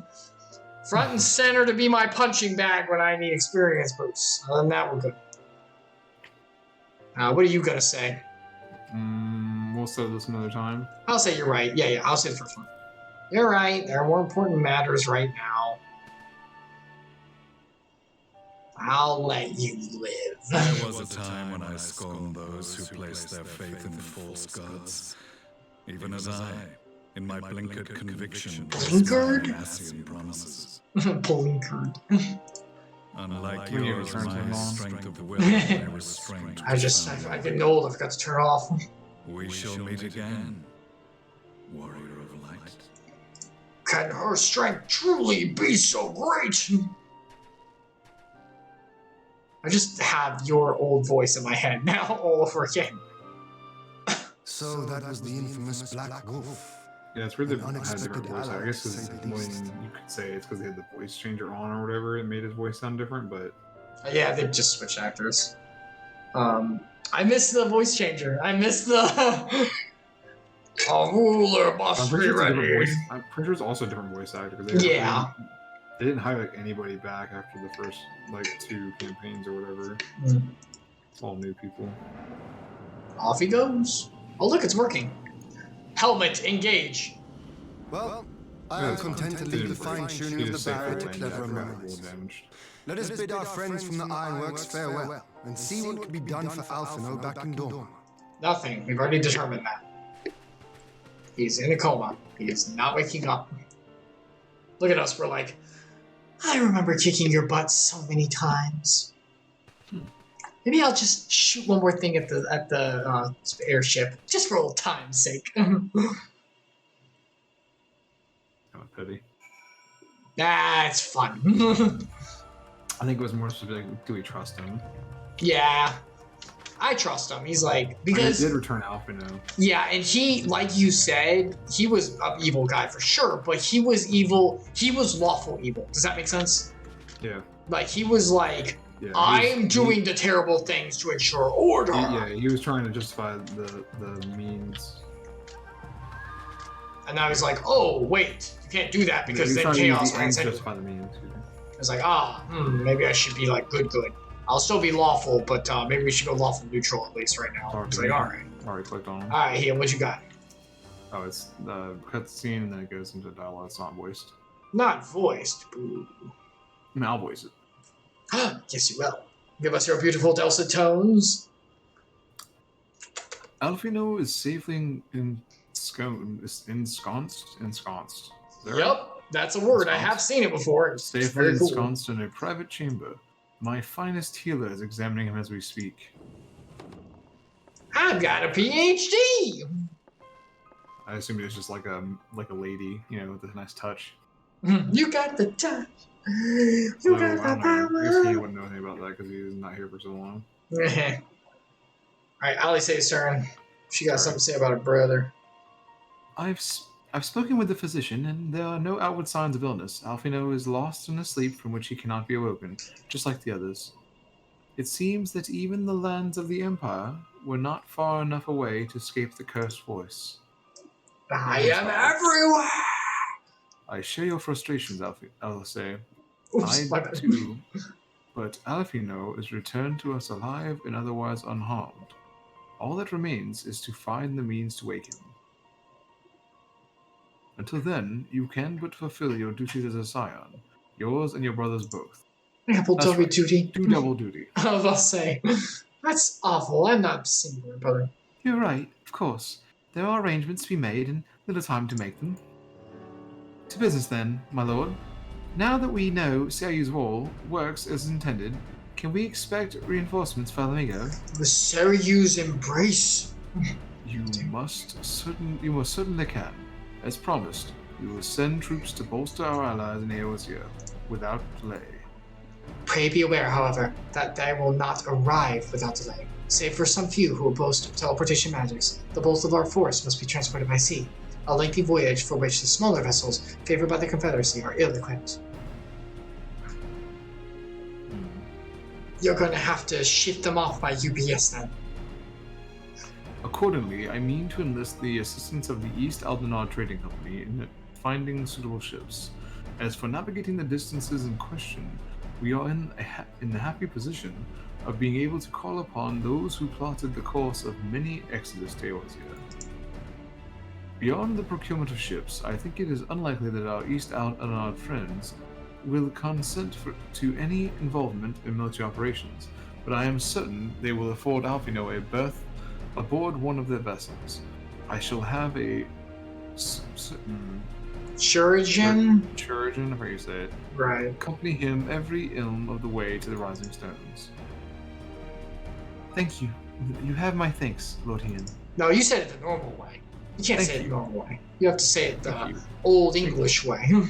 Yugiri, I will go on ahead with our friends to Alamigo, enlist all those capable of teleportation, and put them at the disposal of the Eosian Alliance as soon as possible.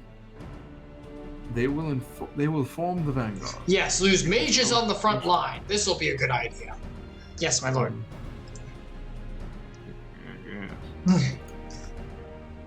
This is exactly what we'd hoped for. The East and the Alliance leaders will be glad to welcome the combined strength of the East.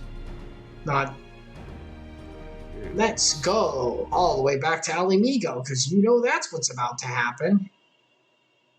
Oh boy, George. Wait, what's this? Meanwhile, the Black Rose chemical plant. Oh, it's where the chemicals coming from, the gas. And the cloning. Oh shoot, is this what they used on the Emperor in Hunter x Hunter for the Ant-Arc? As a reference for people who know that arc and watch Hunter x Hunter. Our supplies at Black Rose have been ruined, but the new plant is already under construction. We should have the first batch ready in time for the offensive, Your Radiance. See that you do. Do that. Because I want them dead. Because Papa wants them dead. Oh, there's speaking of Papa. Yes, my granddad's Black Rose. If I recall correctly, Gaius did not much care. Because he's my granddad.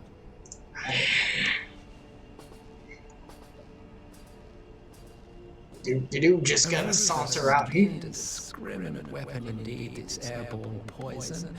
It seems you are capable of making decisions worthy of your bloodline.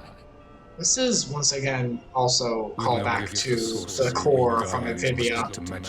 Spoilers. This is definitely Nazis. If it spares the needless deaths of our soldiers and serves the cause of this empire, there's no method I would not employ.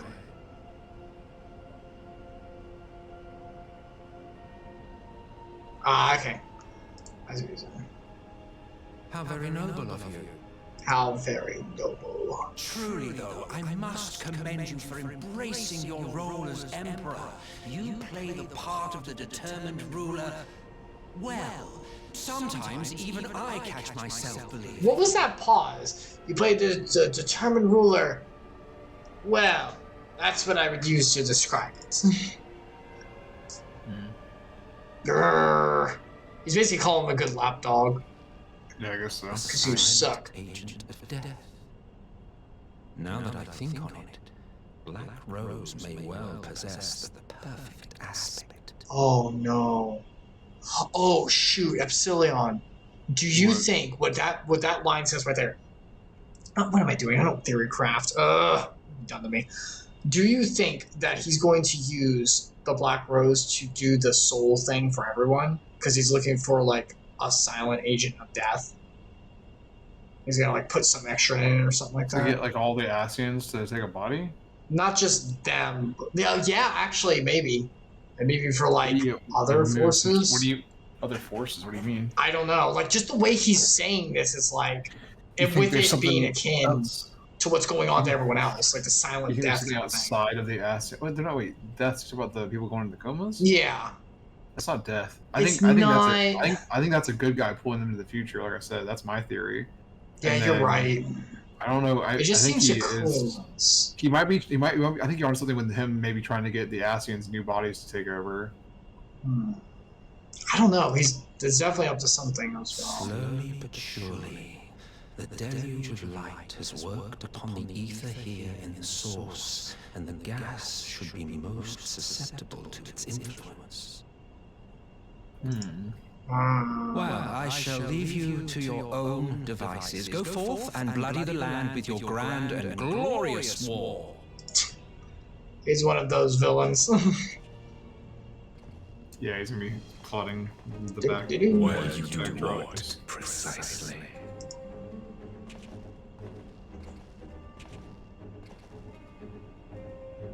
Need you ask? I will be doing what all Asians do. I am well aware that Sure, your chaos exists only to usher in the next calamity. Here to kill chaos. But you seem oblivious to the harm your singular agenda causes to the Empire. I don't care. You cannot have forgotten the events which followed your mortal demise. Ooh, when he died for real. Our homeland was plunged into civil war for your failure to name us successor. The edifice you so carefully constructed was but a hair's breadth from collapse. Granddaddy, you didn't leave someone on the throne! What? And now we all had to fight each other. Are you truly so naive? Did that on purpose. You thought me oblivious to the consequences of a departure so painstakingly timed? I did it on purpose, you dumb. It was by design! Calvus, it was by design! I'm so angry! Well, of course it was. Look at this guard here. He's like, should I be hearing all this? Exceeded even my wildest expectations. But how can you be surprised? Throwing the world into disarray was the very purpose for which this nation was, as you say, so carefully. You mean we created chaos by me dying and not naming an heir? Oh no! It's almost like that's my job!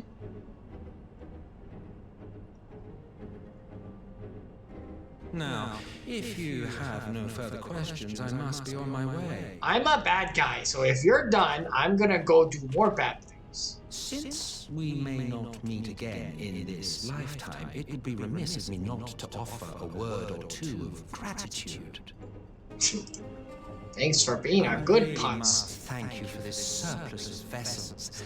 I can mold any host into my own image, but having bodies tailor-made for me in this fashion is so much less tiresome. Oh god, so Nastian can take over someone and like literally morph the... He's like, but this is easy. You dabbled in elegant cloning techniques, yes? It certainly is a compelling, not to mention entertaining, field of research. Oh my gosh, replicas! He's making replicas! It comes full circle, Nomura! Of all the options available, you chose the founding father on whom to experiment. You have a twisted streak to you, Varus, like grandsire, like grandsire, eh? Aye. If events play out as planned, this will become something of a family enterprise. Oh my god. Welcome to the family, son. The capstone of this world, I, the anchor in a shard, and together we will give the lie to the star's fraudulent existence. You have your grandkids call you grandsire. Call me grandsire. Do you have my clones ready? You mean dad? Why are there so many of you, Dad? Don't worry. Your body will be made with me too. We share blood after all.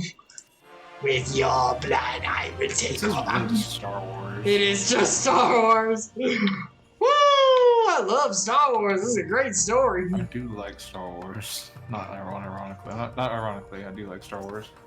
You like all of Star Wars? I'll make you say it in the streams, Epsilion. Go ahead. Show your loyalty to the brand. All of it. Like, what do you mean when you say all of it? There's a lot to take in. All of it. The Christmas special. I actually really like the Christmas special. Dang it. like in like a ironic way, I guess. Well, yeah. It's not good. It's bad. It's trash. The new, the prequels. The prequels, like when we were kids, prequels. Yeah, we were kids. There's good stuff in there for sure. Yeah, there's like Phantom Menace is awful, but like everything else actually kind of like. I mean, Attack of the Clones is pretty forgetful. So much so I've never seen it. Revenge of the what?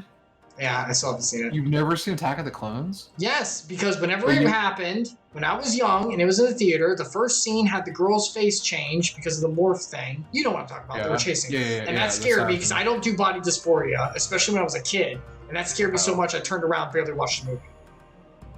That's like one scene. I know, but I didn't like it.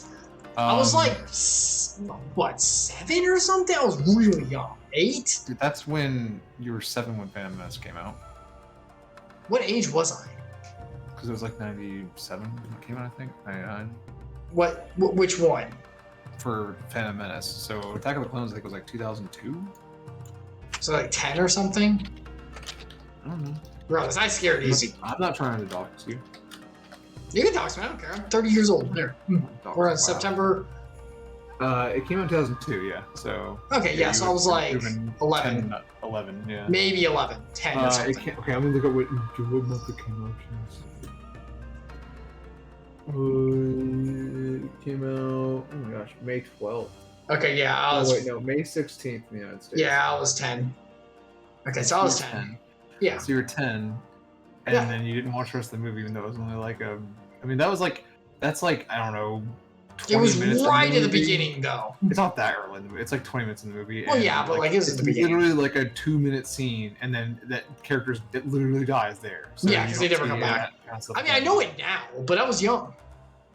I scared Easy back then. You know that. There's like the best part of that movie probably is that final fight. I mean, it's like kind of, but like it's probably the best part of the movie. I've seen parts of it. Yeah, I mean that movie is kind of like unnecessary. It doesn't have enough major plot points to make it worth watching. It's basically just like you get to find out Anakin and what he was like before he became a Jedi, and then in Phantom Menace, and then Attack of the Clones is like, oh, he is a Jedi. Oh, he's learned to be a Jedi or whatever. Yeah, okay. And then Revenge of the Sith is like the turning point. That's pretty important, obviously. Yeah. The original trilogy, absolutely love. Well, yeah, of course. Like Empire Strikes Back is like one of the best movies of all time, like just in cinema in general. Oh yeah. I mean, like The A New Hope is very impressive, especially now that I've seen what the original movie was like before editing, and I'm like, holy crap, they really like this movie is saved in editing. It is like the definition of movie saved. Wow. In editing. Okay. Yeah, like his George Lucas's original wife, the original George Lucas's wife that was the woman he was married to at the time. I don't remember how many wives he had. It's not the woman he's married to now. They divorced shortly after the movie, I believe. She saved that movie basically, from what I've read. Wow. Like, the story I read is like she's the one who did the majority of the last minute editing and like completely made it a whole new like she's the one who like made the scenes fit a story that makes sense. Wow. Okay. It was shot in such a way that was like hard to follow, so hard to follow. But yeah, so that movie's got like a good like special spot because of that, and then Empire Strikes Back is, like I said, like a cinema masterpiece, and then Return of the Jedi is like weirdly tropey in some spots. So I guess like that's the one where you start to see like what was going to happen with the prequels. Like you get to see a little bit of like people need to like he did have a lot of outside help actually on that one. Lucas, I mean, had a lot of help. Like people come out from outside. Well, the first half is like, because Jabba. I mean, it's not terrible. I don't mind, but like. Ewoks? No, the Jabba part. The Jawa. Jabba, sorry. Jabba's Palace. The Jabba's Palace is a cool sequence. What are you talking about? I mean, it's a good sequence, but what does that do for the plot? It's just so Empire Strikes Back ends in a way where it's like we don't know what's going to happen. They also didn't know if they're going to bring back Han Solo. Okay. At all. So Han Solo could have been that the third movie was he was just gone. Like the character died, he's done. While they get first Carbonite, because it was actually implied at some point that Carbonite could kill him. Yeah, I remember that. So we didn't know he was going to come back. But basically, Jabba's Palace sequence shows you a few things. One, that they had a plan to get Han out, and literally everyone came together to save him. Two, Luke's skills as a Jedi have improved greatly, both physical prowess and his ability to understand, his ability to read people and understand what's wisdom. Yeah, his wisdom way up. Not just wisdom, not like his ability. Like, oh yeah, this person I know, like I can see what they're going to do. He literally used the Force to figure out what was going to happen. Like he foresaw. Oh, I didn't get that. Oh yeah, there's a couple scenes that makes it very obvious that he like meditated on what was going to happen, and when he got there, it just like played out exactly as he thought it would. Because there's certain things that happen. It's like. If that didn't go exactly that way, this plan was screwed. Like he knew what was. I thought it was just like super force, like intuition, kind of like, oh, this is gonna go. There's some scenes where he's definitely using the Force to like kind of feel ahead a little bit, like a good Jedi would, but also he like meditated on it prior. Like, there's a comic that actually explains in detail that he did meditate in advance before he got there and figure out exactly what's gonna happen. I'm sure there is. There's always a comic. Like R2 having the lightsaber. Well, that's just planning. No, because that's like a terrible plan for him not to have this weapon on him. There's no reason not to have the weapon on him when he was allowed to have a blaster. Anyway, yeah, I guess so. Yeah, but yeah, so there's like all sorts of stuff that like, and knowing that Lando was there, like that was. I just assumed they got with him beforehand. I don't think there was a plan. I think Luke just knew. I believe that's something that they like kind of. It's like odd that they didn't explain in the plot at all, but. Like it's mostly just to show off their skill set, and then they got the team. Yeah, I mean, I get that sequence. Yeah, but so then the sequel trilogy, I actually like Force Awakens, even though it's just a rehash of New Hope. Yeah, I mean, it's fine. It's a fun movie. I think it was good for it's a new generation. Like they need to do that for kids coming into it. That's fine. I like parts of The Last Jedi. Here we go. I like the whole thing. There are moments where I was like, this is a really interesting Star Wars. Like, they actually did like a good, like, this is an interesting take in the Star Wars. If I'm gonna be honest, I don't hate The Last Jedi. I think it's fine. I'm not a Star Wars guy though, so I guess that the doesn't thing, really I help. don't hate the Rise of Skywalker either. I don't hate either one of them. Like, they both. I don't like have Rise of bad Skywalker. spots. I don't like They Rise of both Skywalker. They both have bad spots, but they do contribute something to the I feel canon. like Rise of Skywalker could have been good, but once again, like you said, too much stuff. Like they tried Rise of to do Skywalker- too much. I think the problem It's like there is another that- certain end of a long series that did try to do a little too much, and we'll get to eventually. That I think they did a little bit better. An anime, but I really talk about. Well, that too. There's been a lot done. That's probably unfair to say because you're not even at the end of the series yet. I'm at the end of the end of the saga.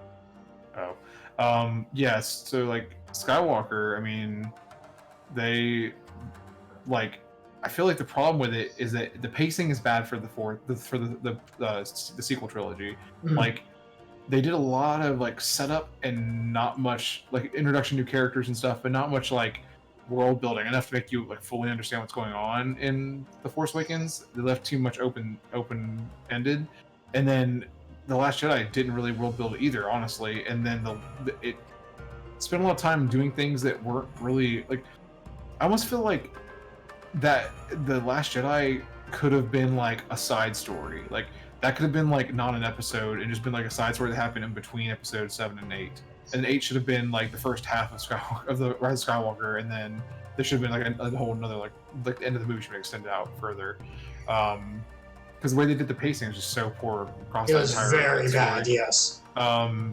There's a lot of room to tell story there they just didn't use. And then Rise of Skywalker had a lot of good like interstitching to connect the whole like overarching Skywalker saga.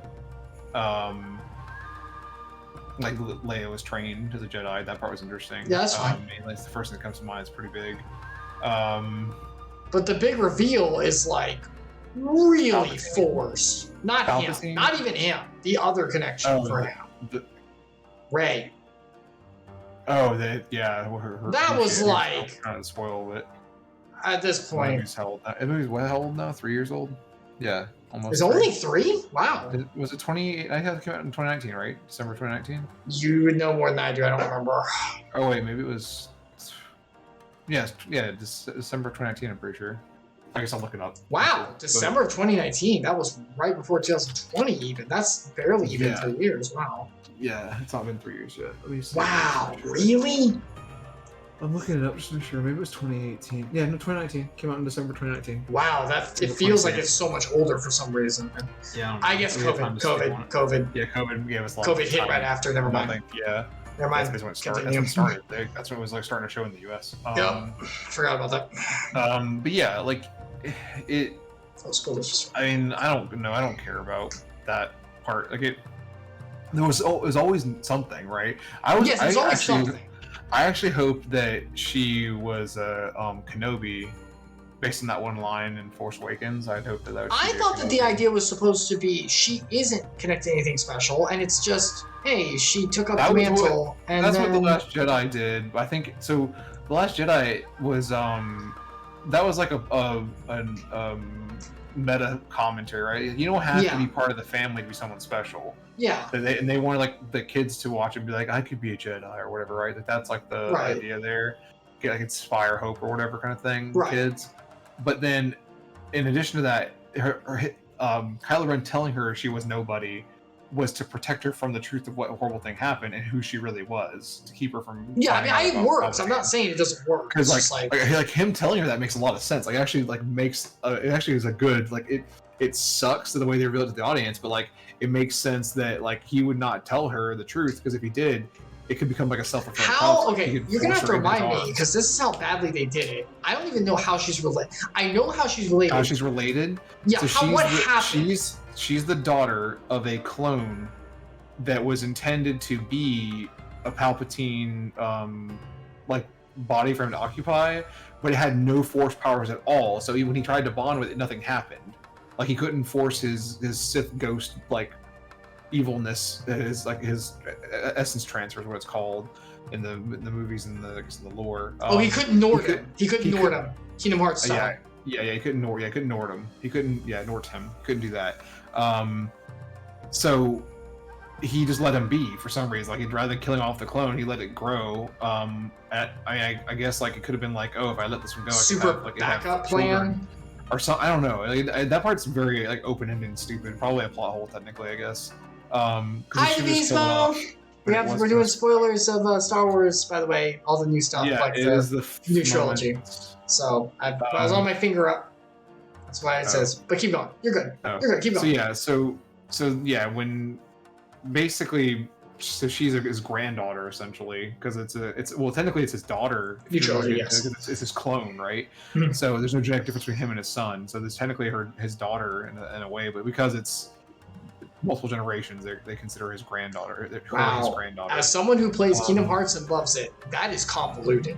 Yeah, well, that's what when you started going into the old lore stuff, I was like, in the Chronicles, I was like, man, I feel like someone who wrote the plot for Rise of Skywalker played Kingdom Hearts, because it's like a cyclical thing. Like, there's definitely stuff from the old Star Wars that feeds into Kingdom Hearts, obviously. I'm sure. But then some of the weird stuff in Kingdom Hearts feeds back into the new stuff in Star Wars. If we talk to someone like Bravo, I am sure that there is some kind of old story, like mythology, that has this trope and is like done. I am sure there is. I'm not aware of anything. I'm not either. I'm just it's gotta be. Like that cyclical, like that doesn't usually. I mean, there's evidence of evidence. There's stories that touch on the concept of like someone, I mean, this borders on like the grandfather paradox type stuff. It's so weird out there. Weird. It's definitely more of a modern concept in storytelling.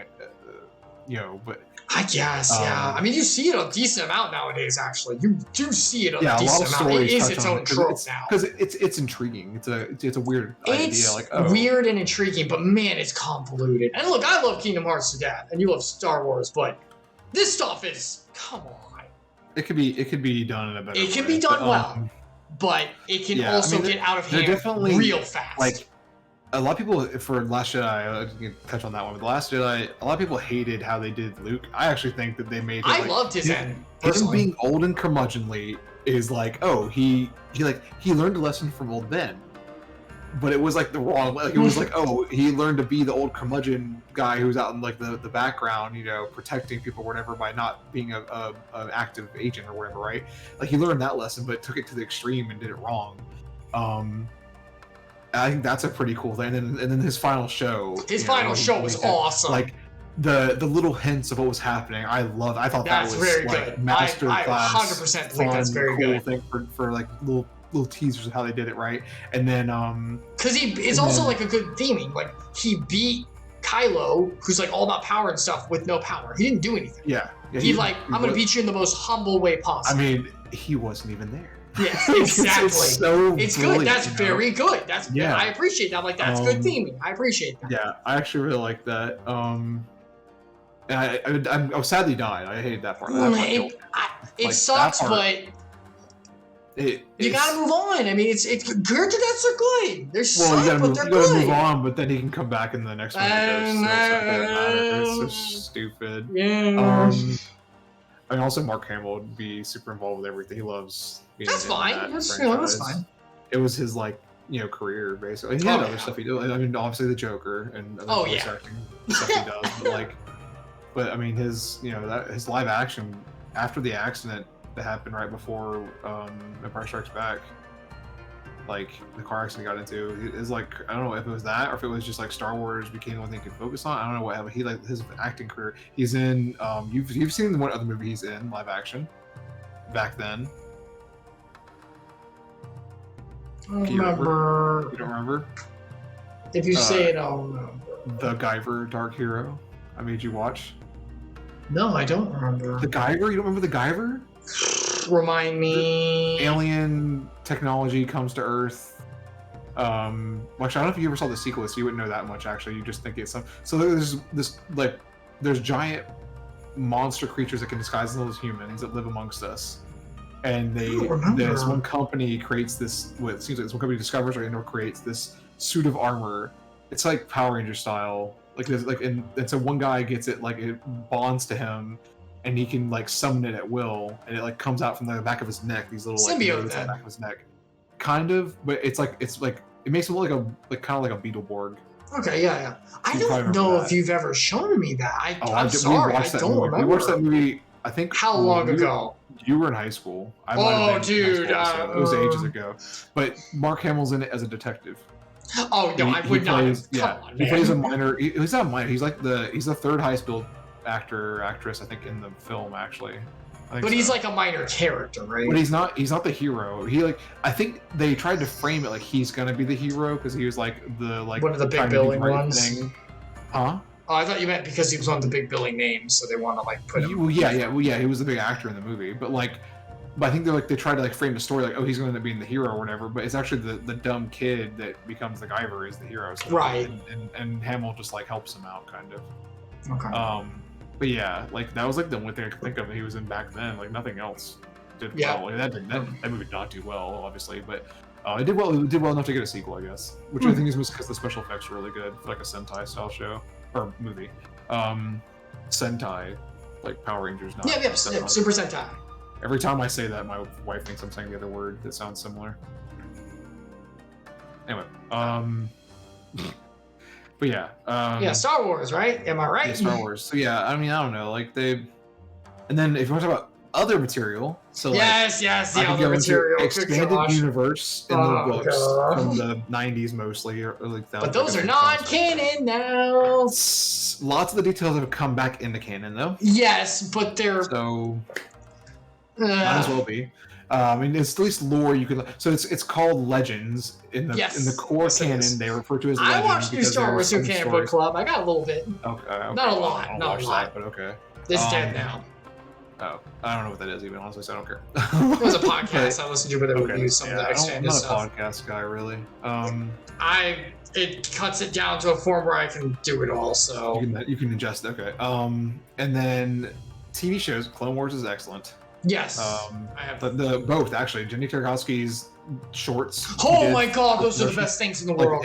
Combat wise and just it's so brief, but the storytelling is actually pretty dang solid. So good. But Dave Filoni's.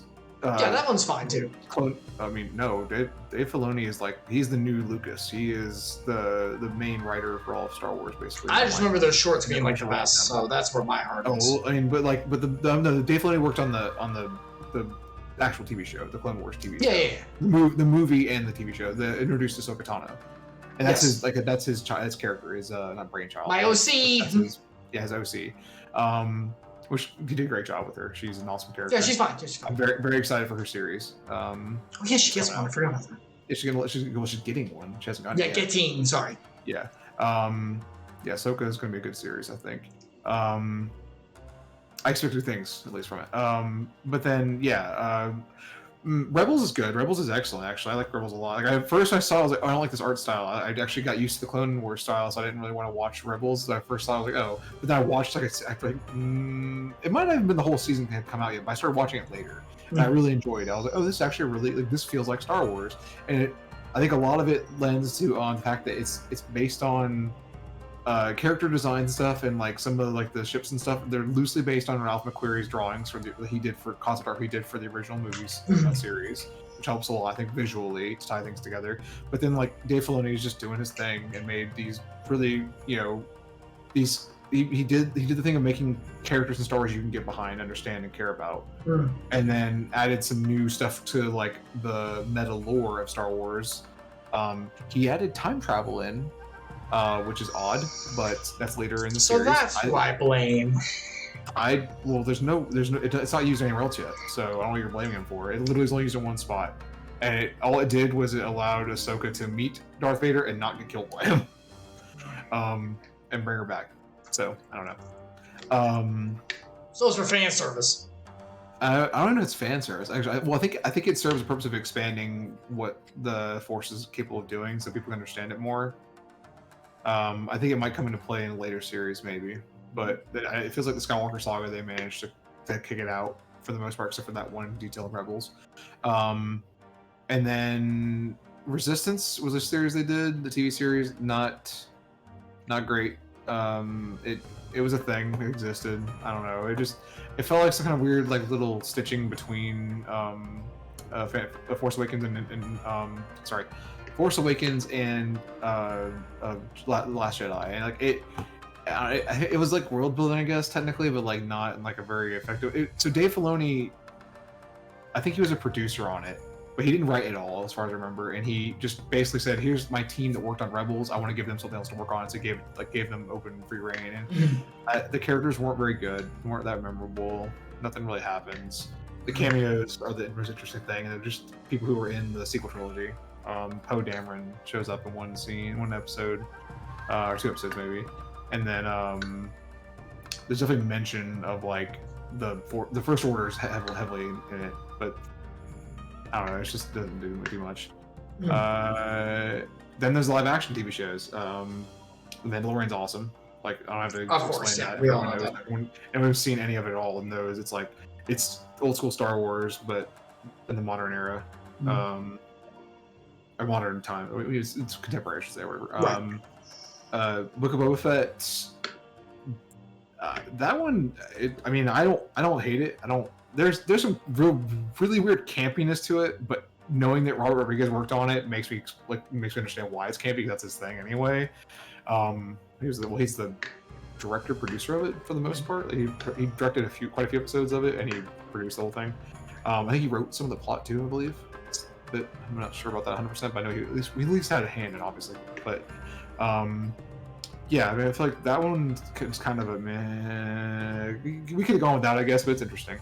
Devotional says something that I think are kind of a good point that you bring up. The TV shows are good. I thought the new movies were forgettable trash. Like, I think that like we're saying, the lighter movies tried to do too much, and the shows are able to just like work in the universe and have fun and like do good Star Wars stuff, which is why they work. I think the movies have good stuff in them, but I think it's like you talked about. There was too much clashing of like vision. We all know that. That's common knowledge at this point, right? Yeah, that's pretty common knowledge. It's not even clashing of vision. Like it's that there was no plan for the new movies, the sequel trilogy.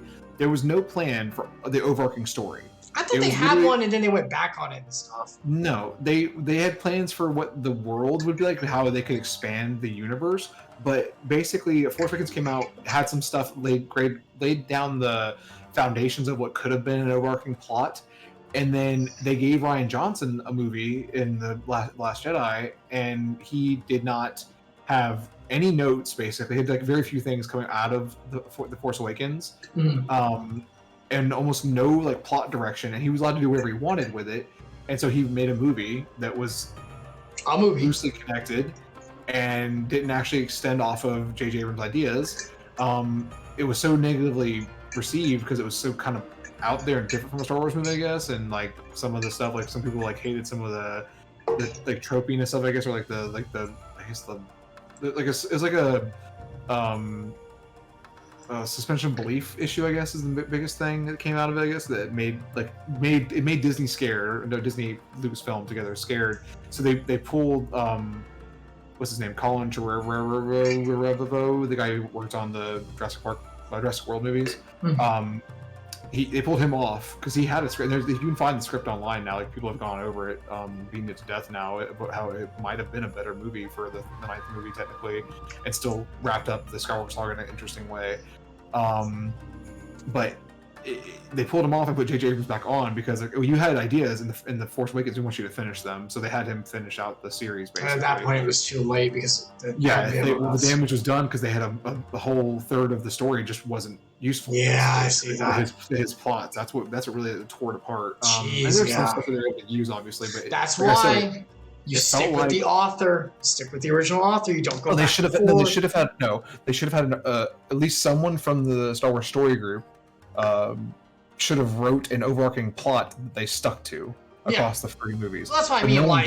No one did that. Like J.J. Abrams didn't even have a plot. No, but at least he was the one who got it started. He did the thing that J.J. Abrams always does. He creates some stupid ass MacGuffin. Sorry, cursing.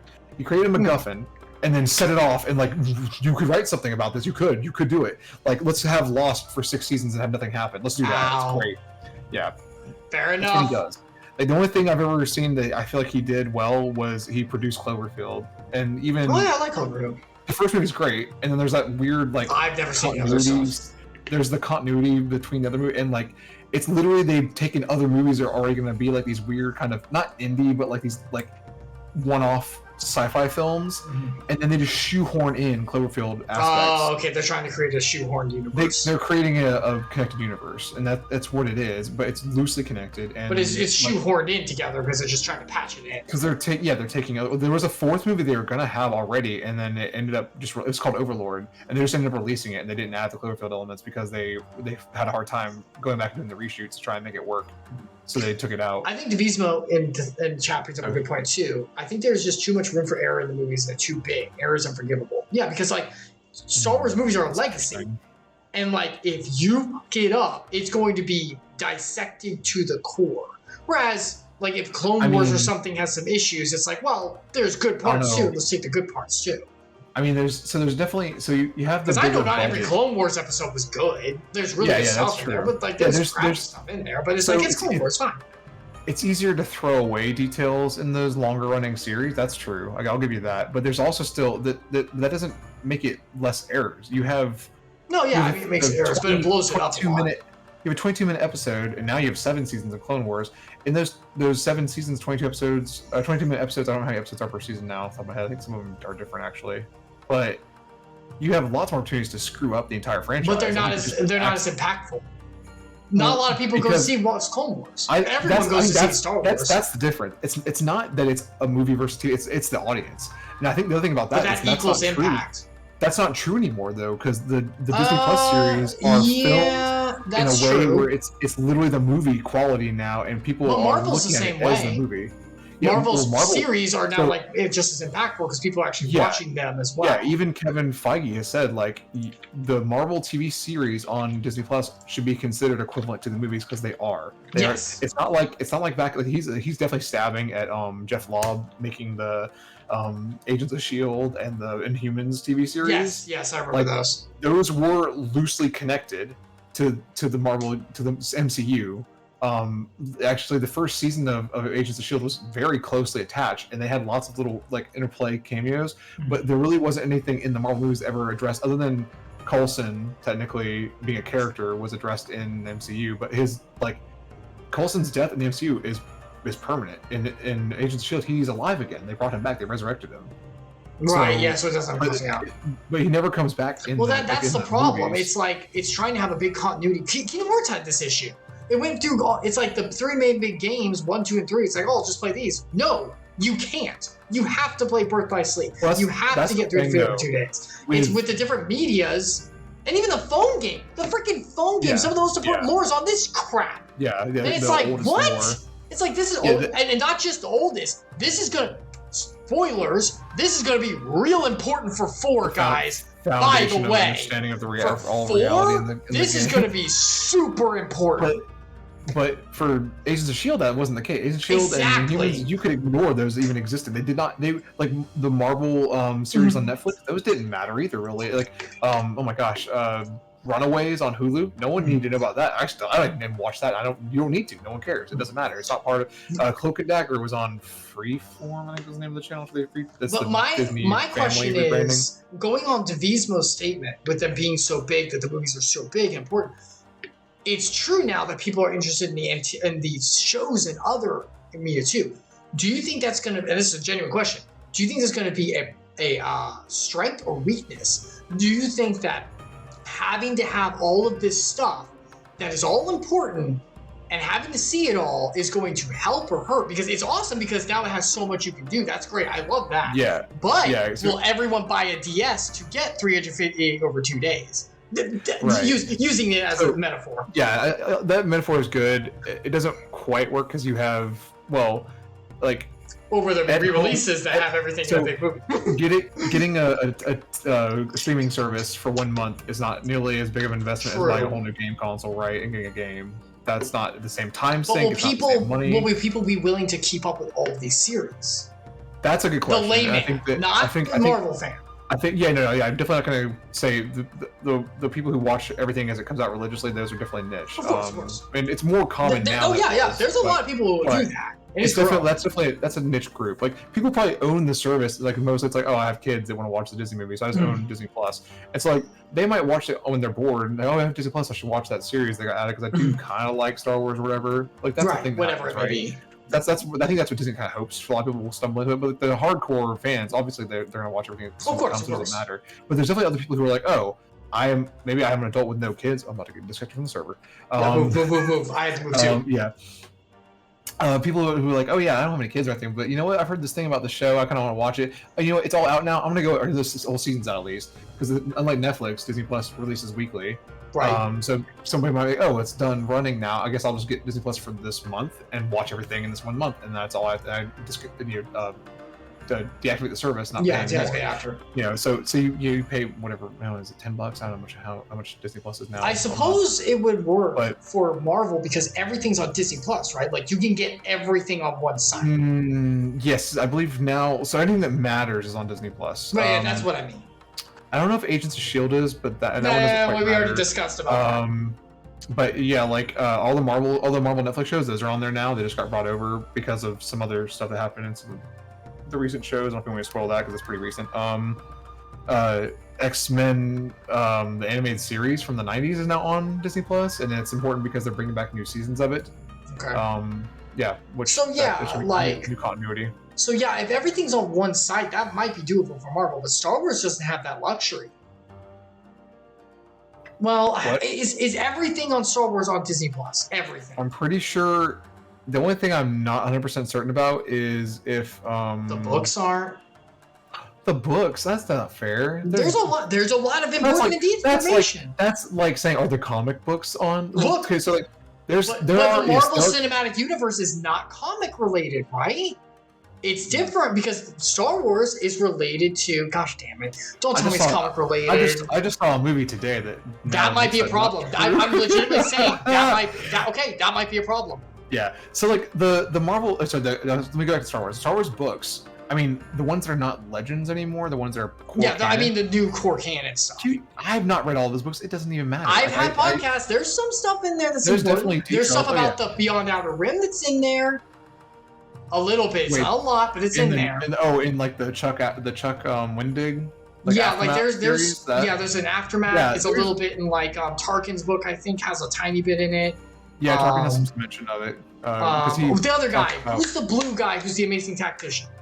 Wow, the one that everyone loves. Give me a second. I forgot his name. Yep, begins with a C, doesn't it? I don't remember. Oh my gosh! Crap! What is his name? I keep thinking of a Marvel character. It's driving me nuts, and it's not. I know it's not. Oh my gosh! What is his name? Oh my god! I'm looking it up. Just calm down for a second. I've heard his name so many times. I typed in. Oh, that's not helpful.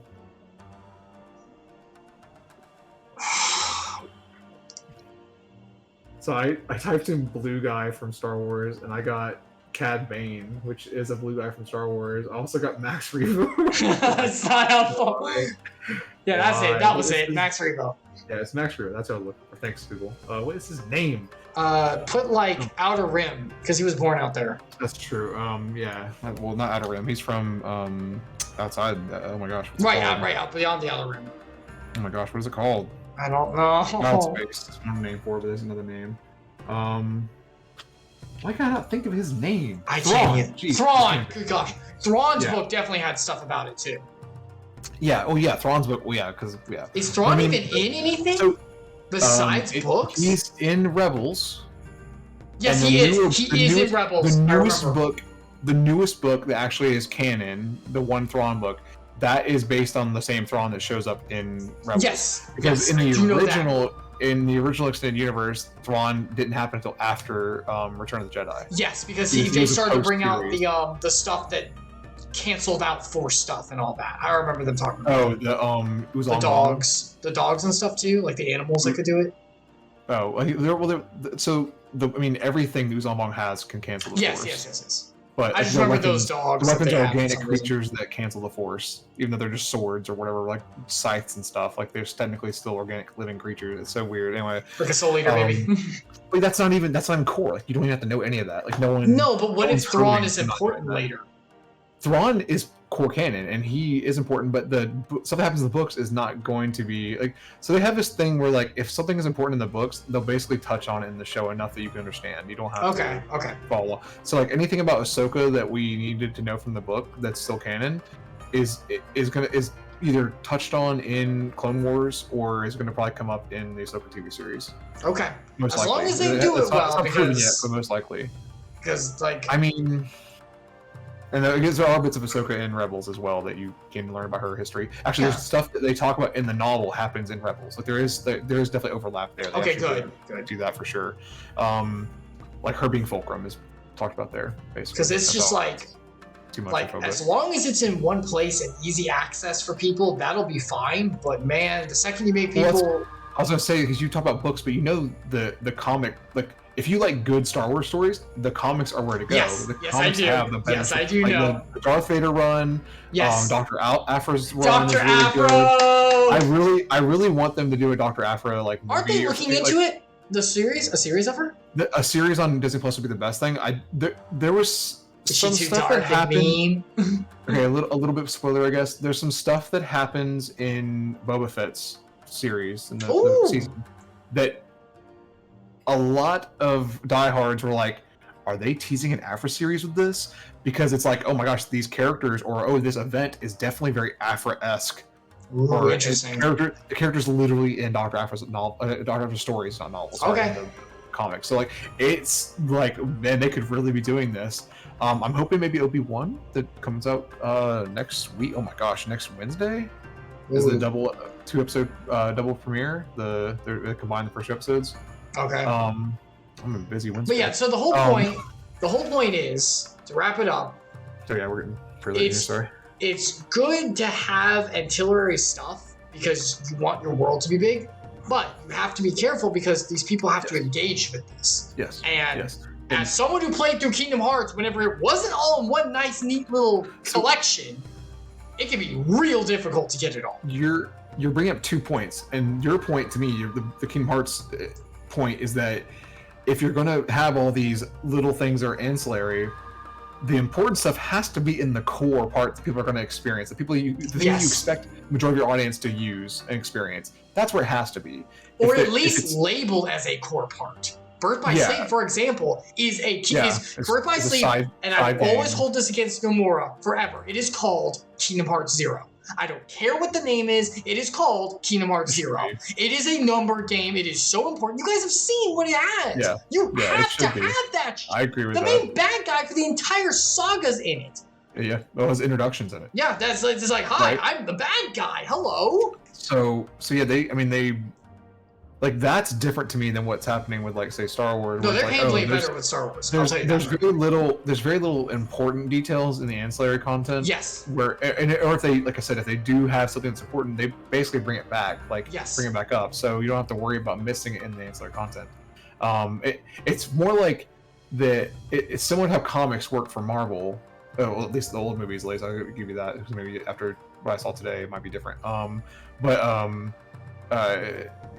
When you look at like the comics or like the books for Star Wars, and even especially the legends in Star Wars, it's like a blueprint or like a what could have been, right? And then they can take elements they like from that and bring it. Star Wars, because they're making their own. Crazy. They're making their own story using what you know about how this is built. Right. That way you can understand, like, hey, we're using this idea. Some of you in the comics might know what we're doing because we've done this. You understand? Yeah, so like, and we're making our own story though, so you can just follow through. A lot of the world building details should remain pretty similar, so that people feel familiar, right? Yes, of course. Like Star Wars, kyber crystals have changed. They're not the way they used to be. Kyber crystals used to be, the color used to be like it would be whatever color it was based on like whoever it resonated with, right? Whoever the Jedi was, or the Sith. I guess Sith didn't use real kyber crystals; they used artificials before. Now they have to bleed them. They have to take the essence and whoever was meant to own them originally. You have to kill them, usually as intended. And then once you killed them, or if you find an older crystal, you have to bleed it. You have to bleed its essence. And where is that information? That's in comics and in novels. But that information was never important, I suppose. It's the same. Like the new lore, the new canon, the new world building for that it wasn't in the original movies either. Like, there's a scene where they show Luke making a new lightsaber in Return of the Jedi. I think it was, yeah. Or was it Return of the Jedi, after he loses his hand at the end of Empire Strikes Back. And like, he just has a crystal. I don't explain where he went and got it. And I think actually one of the old, it was either a comic or a book, they actually made it sound like he actually created it in like a furnace, which that was like based on a Ralph McQuarrie concept art, but in the lore he should not have created a crystal. That's something that the Sith did, and it wouldn't have turned out green. It would have turned out red. So right. all the artificial crystals that the Sith created, because they couldn't get their hands on real crystals because they didn't have the resources to find mines and dig them out. That was, they're all turned red for that reason. Naturally occurring crystals didn't turn red. But they changed that because they wanted to make like why all of them are red make sense, and I guess make it so like, oh, it makes it have a darker twist. Like, you took it and made it an evil version of the original, essentially. Right. So it builds on what was already there. And it's not necessarily for anyone to know that. You just know that people who use red are bad. Yeah, exactly. It's not like important information. Which is not even true. Like, if you're that Star Wars shorts, they did like the anime Star Wars videos on Disney Plus. Did you watch any of that? Yeah, I saw some of them with the guys. Literally the first episode. Oh yeah, because I saw the Trigger one. God, that was so cool. Yeah, Trigger one's good. But the first episode is a Ronin. Like, it's very. Yes, I've seen part of that. It's like very. Yeah, that was awesome. Seven Samurai.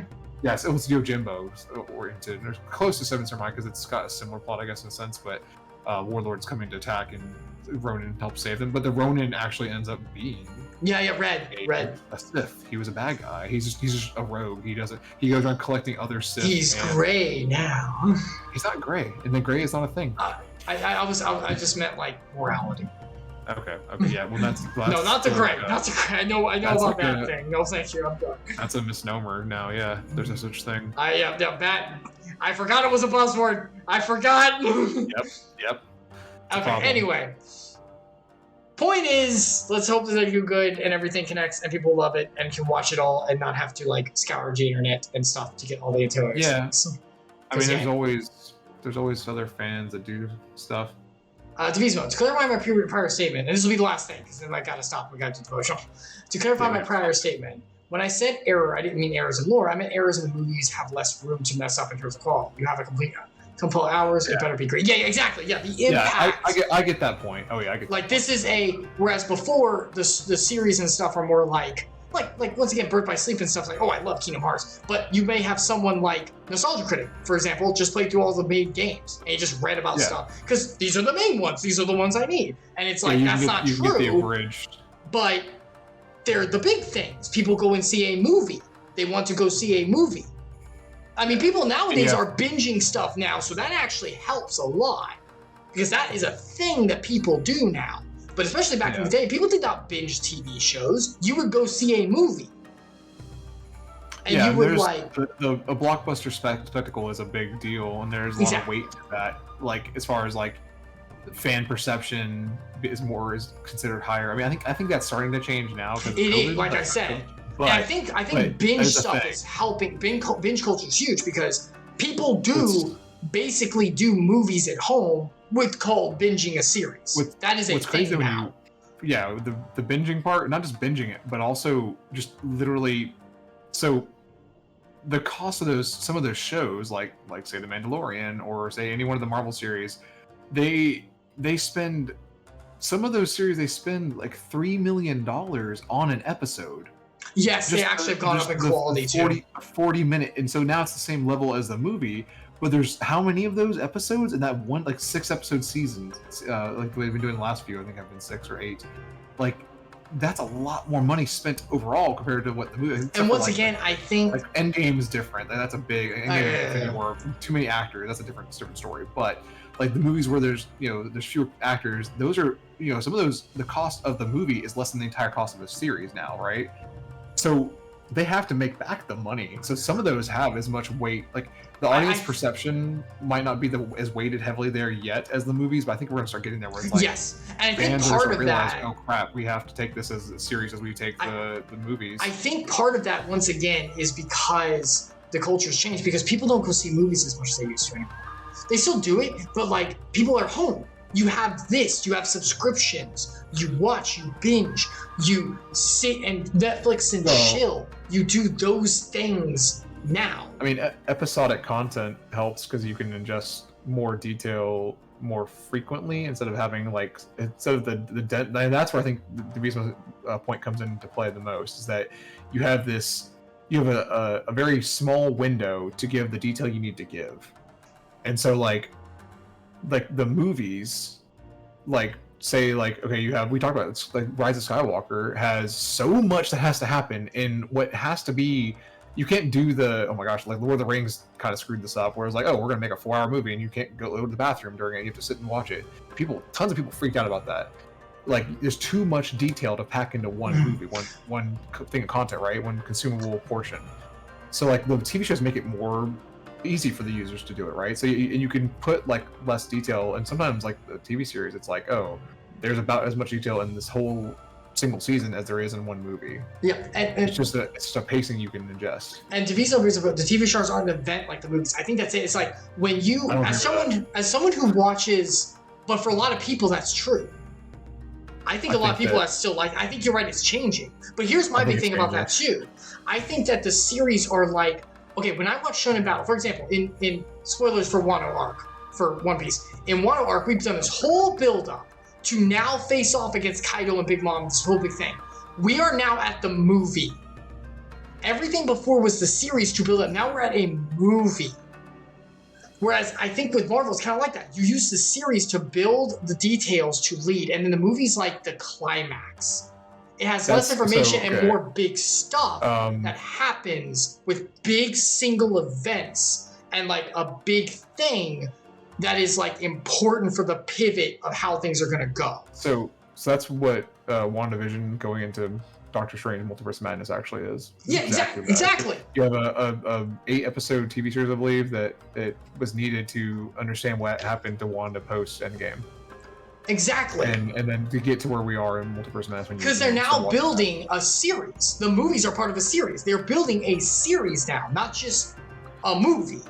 It's now a series, and you can't, like you said, you can't do series inside of a movie. You have to have. Framing all of this from the concept of all of the movies we're talking about are part of some like bigger universe. Yeah, which they are, which is absolutely true. And that's the thing. It's changing because back then it was one-core movies. They were events, like Devotional was saying, and they still are. But now they're different kinds of events. Now we have these multi-decade long-running series. Now they're events not on their own. They're events of a climax of something that was built up before. They can create those entry points where, like, oh, you don't have to watch the last decade of Marvel movies to watch these and enjoy them. That's technically true. Or for some of that'll at least be true for some of the movies coming out. I don't know what movie yet. There hasn't been one yet in Phase 4, I guess, that's done that yet. But maybe soon. Well. Yeah, but people might not even. But people might be okay with that. Yeah, that's you're gonna have to because like there's gonna have to be movies like that. They get the kids who haven't seen anything yet because they're too little. Like you're not gonna have like a 6-year-old sit down and watch all the Marvel movies. Like you gotta watch all these and understand what's happening so you can watch this movie later. Like that's not gonna happen. Like yes, there are gonna be adults that will do that, obviously, but like as far as like there's gonna have to be like intentional spots. It's like we have a new movie we want you to watch that allows you to really get into this universe and not care about the rest. Like it's just implied like you should have known this or you could know this, right? But you don't have to know it. I mean, it's interesting. It's like it's changing. It's very, very interesting. Oh yeah. Well, it's because we got gotten to a point where we don't mind having like to invest our time in this, right? That's the thing. Like the audiences have changed. Yes, and once again, we now have I think we also have the means to do it. We don't have cable anymore. You don't miss an episode. So like you have a subscription. You have a thing that you can watch it on your own time. You can watch it on your own. It's convenience. It's I can now take this section and do it when I want to. And now that'll lead me. Unless you're on the cutting edge and you have to watch it as soon as it airs. Of course, yeah. Well, that's fine too. That's fine too. But as an average viewer, you can, like Devotional said, the movies are events. They are. Because here's the thing. No, this movie's coming out. Oh, you know what? Let's all get over at the house and watch this whole series that came out that leads over to the movie. I haven't seen WandaVision. You've seen WandaVision? No, let's do that. And then we'll all go see the Doctor Strange together when it comes out. It makes it an event. It makes it a social thing. Yeah. Yeah, viewing parties are definitely a thing. So that's pretty cool because that's like something that was not how things worked back in the past. I mean, I think that I don't think. Yeah, I definitely think that's viewing party is definitely a more widespread thing. Like most demographics now do that. I think that in like the 90s and 2000s, there were shows that aired new episodes, and I'm sure smaller groups got together to watch them. Oh, even yeah, things sure. like things that were on Digimon.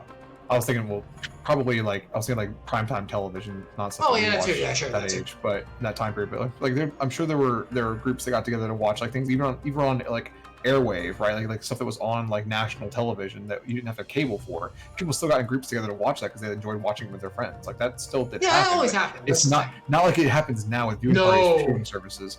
I think streaming services actually kind of encourage that because like, oh, I don't have to like paying for Netflix. I'll go to my friend's house who watches the kind of thing, right? That happened to make it really boost the viewing party experience idea. But the plus it's these things you can get behind and you can immediately like do it. Yeah. You know what I mean? Like we live in a world of instant gratification. Spoilers, everyone. Yeah. Really bad nowadays. So I can binge this now. Like we're gonna get together and like we're all gonna jump on the bandwagon of this show leading to this movie, and then we'll go jump on this bandwagon of this show. We'll do it for 8 seasons and then realize the last season is total trash. Oh wait, sorry. Actually, yes. Genuinely, Game of Thrones, yes.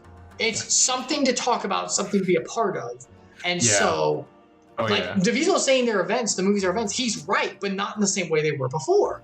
Now they're events of, I'm on the bandwagon of this, let's do it. Not everyone.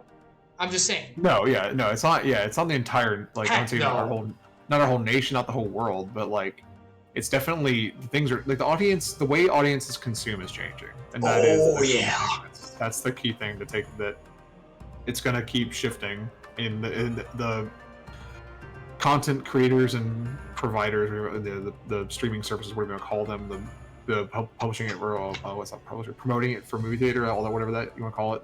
That's it's got to have to follow along. It's got to follow with whatever the audience wants it to be. Yes. Whatever it was. I think the COVID shows that as a thing, right? Where it's like, oh, no one wants to go see a movie because no one wants to be in a theater together.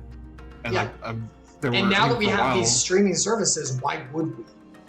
Right. Well, that's the weird thing is that like Multiverse Madness is not available on Disney Plus, and it probably won't be for at least 3 months. Now, it's available for streaming much faster than it used to be. Like there used to be crazy delays. Like there were streaming services that existed, but you wouldn't see a movie go onto them, like the paid streaming service. You wouldn't see a movie go onto them. It'd be the 6 months it was in theater, and then there'd be like a 3-month period, or like 6 to 8 months it's in theater, and then like there'd be a 3 to 5 month period where it's only available if you go rent the DVD or the Blu-ray or whatever, right? The disc format, and then there'd be like another little buffer, and then now we can put it on paid for rental streaming services like Amazon Video or whatever, or something like that. Vudu, I don't know all the names, whatever, those kind of things. And then there'd be like a 2-year or 3-year delay. And then it goes on to like a streaming service that's just content like Netflix, where you just have tons of stuff that's already been published and out there. Then you get to watch it through that. Now it's like, depending on who the creator of it is, if they have their own streaming service, it's like literally after that first 6 months of being in the theater, we'll just put it on our streaming service. I mean, but that's also because that's what people want. Look at me with Sonic. Yeah. Sonic 2 came out, and I'm like, do I have people to go specifically see the movie with? No, I'll just wait till it's on streaming service. Yeah. Because I have accessibility. Like, why would I make a... Well, so the other thing that's kind of crazy to me is that like you're already paying for a streaming service, or you have have access to one that you're able to, whether you pay for it, someone pays for it, whatever, that whole thing. But like if you have access to a streaming service and it's basically the same cost for you to go to watch the movie, or it's even cheaper for when you watch the movie in the theater, like it doesn't make sense. Like the pricing doesn't make sense to afford having theaters, basically. Exactly. I can understand that drive too. I agree that I think the theaters are going to die out soon. Yeah, I mean, I think there's definitely models that would help support them. Like, a lot of them, like Netflix started buying theaters and converting them into premiere sites. Like they will show a new series that was added, and you can go to the theater and watch it. Big IMAX places and theaters being changed to premieres and stuff to make it once again an event. Yeah, well, that's it's a social event again. Then, right? That's the thing. Like, it's okay. I don't want to have a viewing at my house. Let's go to the theater and we can all experience this together the first time. Yeah. If you really want, right? So like, and I think they do like give you like a discount or something if you're a subscriber. So like you get like a slightly cheaper ticket or whatever because you could just watch it at home. So they give you some incentive. The theater restaurant competition is nice. They could do that too. Dinner and a show is a great idea. I mean, because they're going to turn the theaters into your home.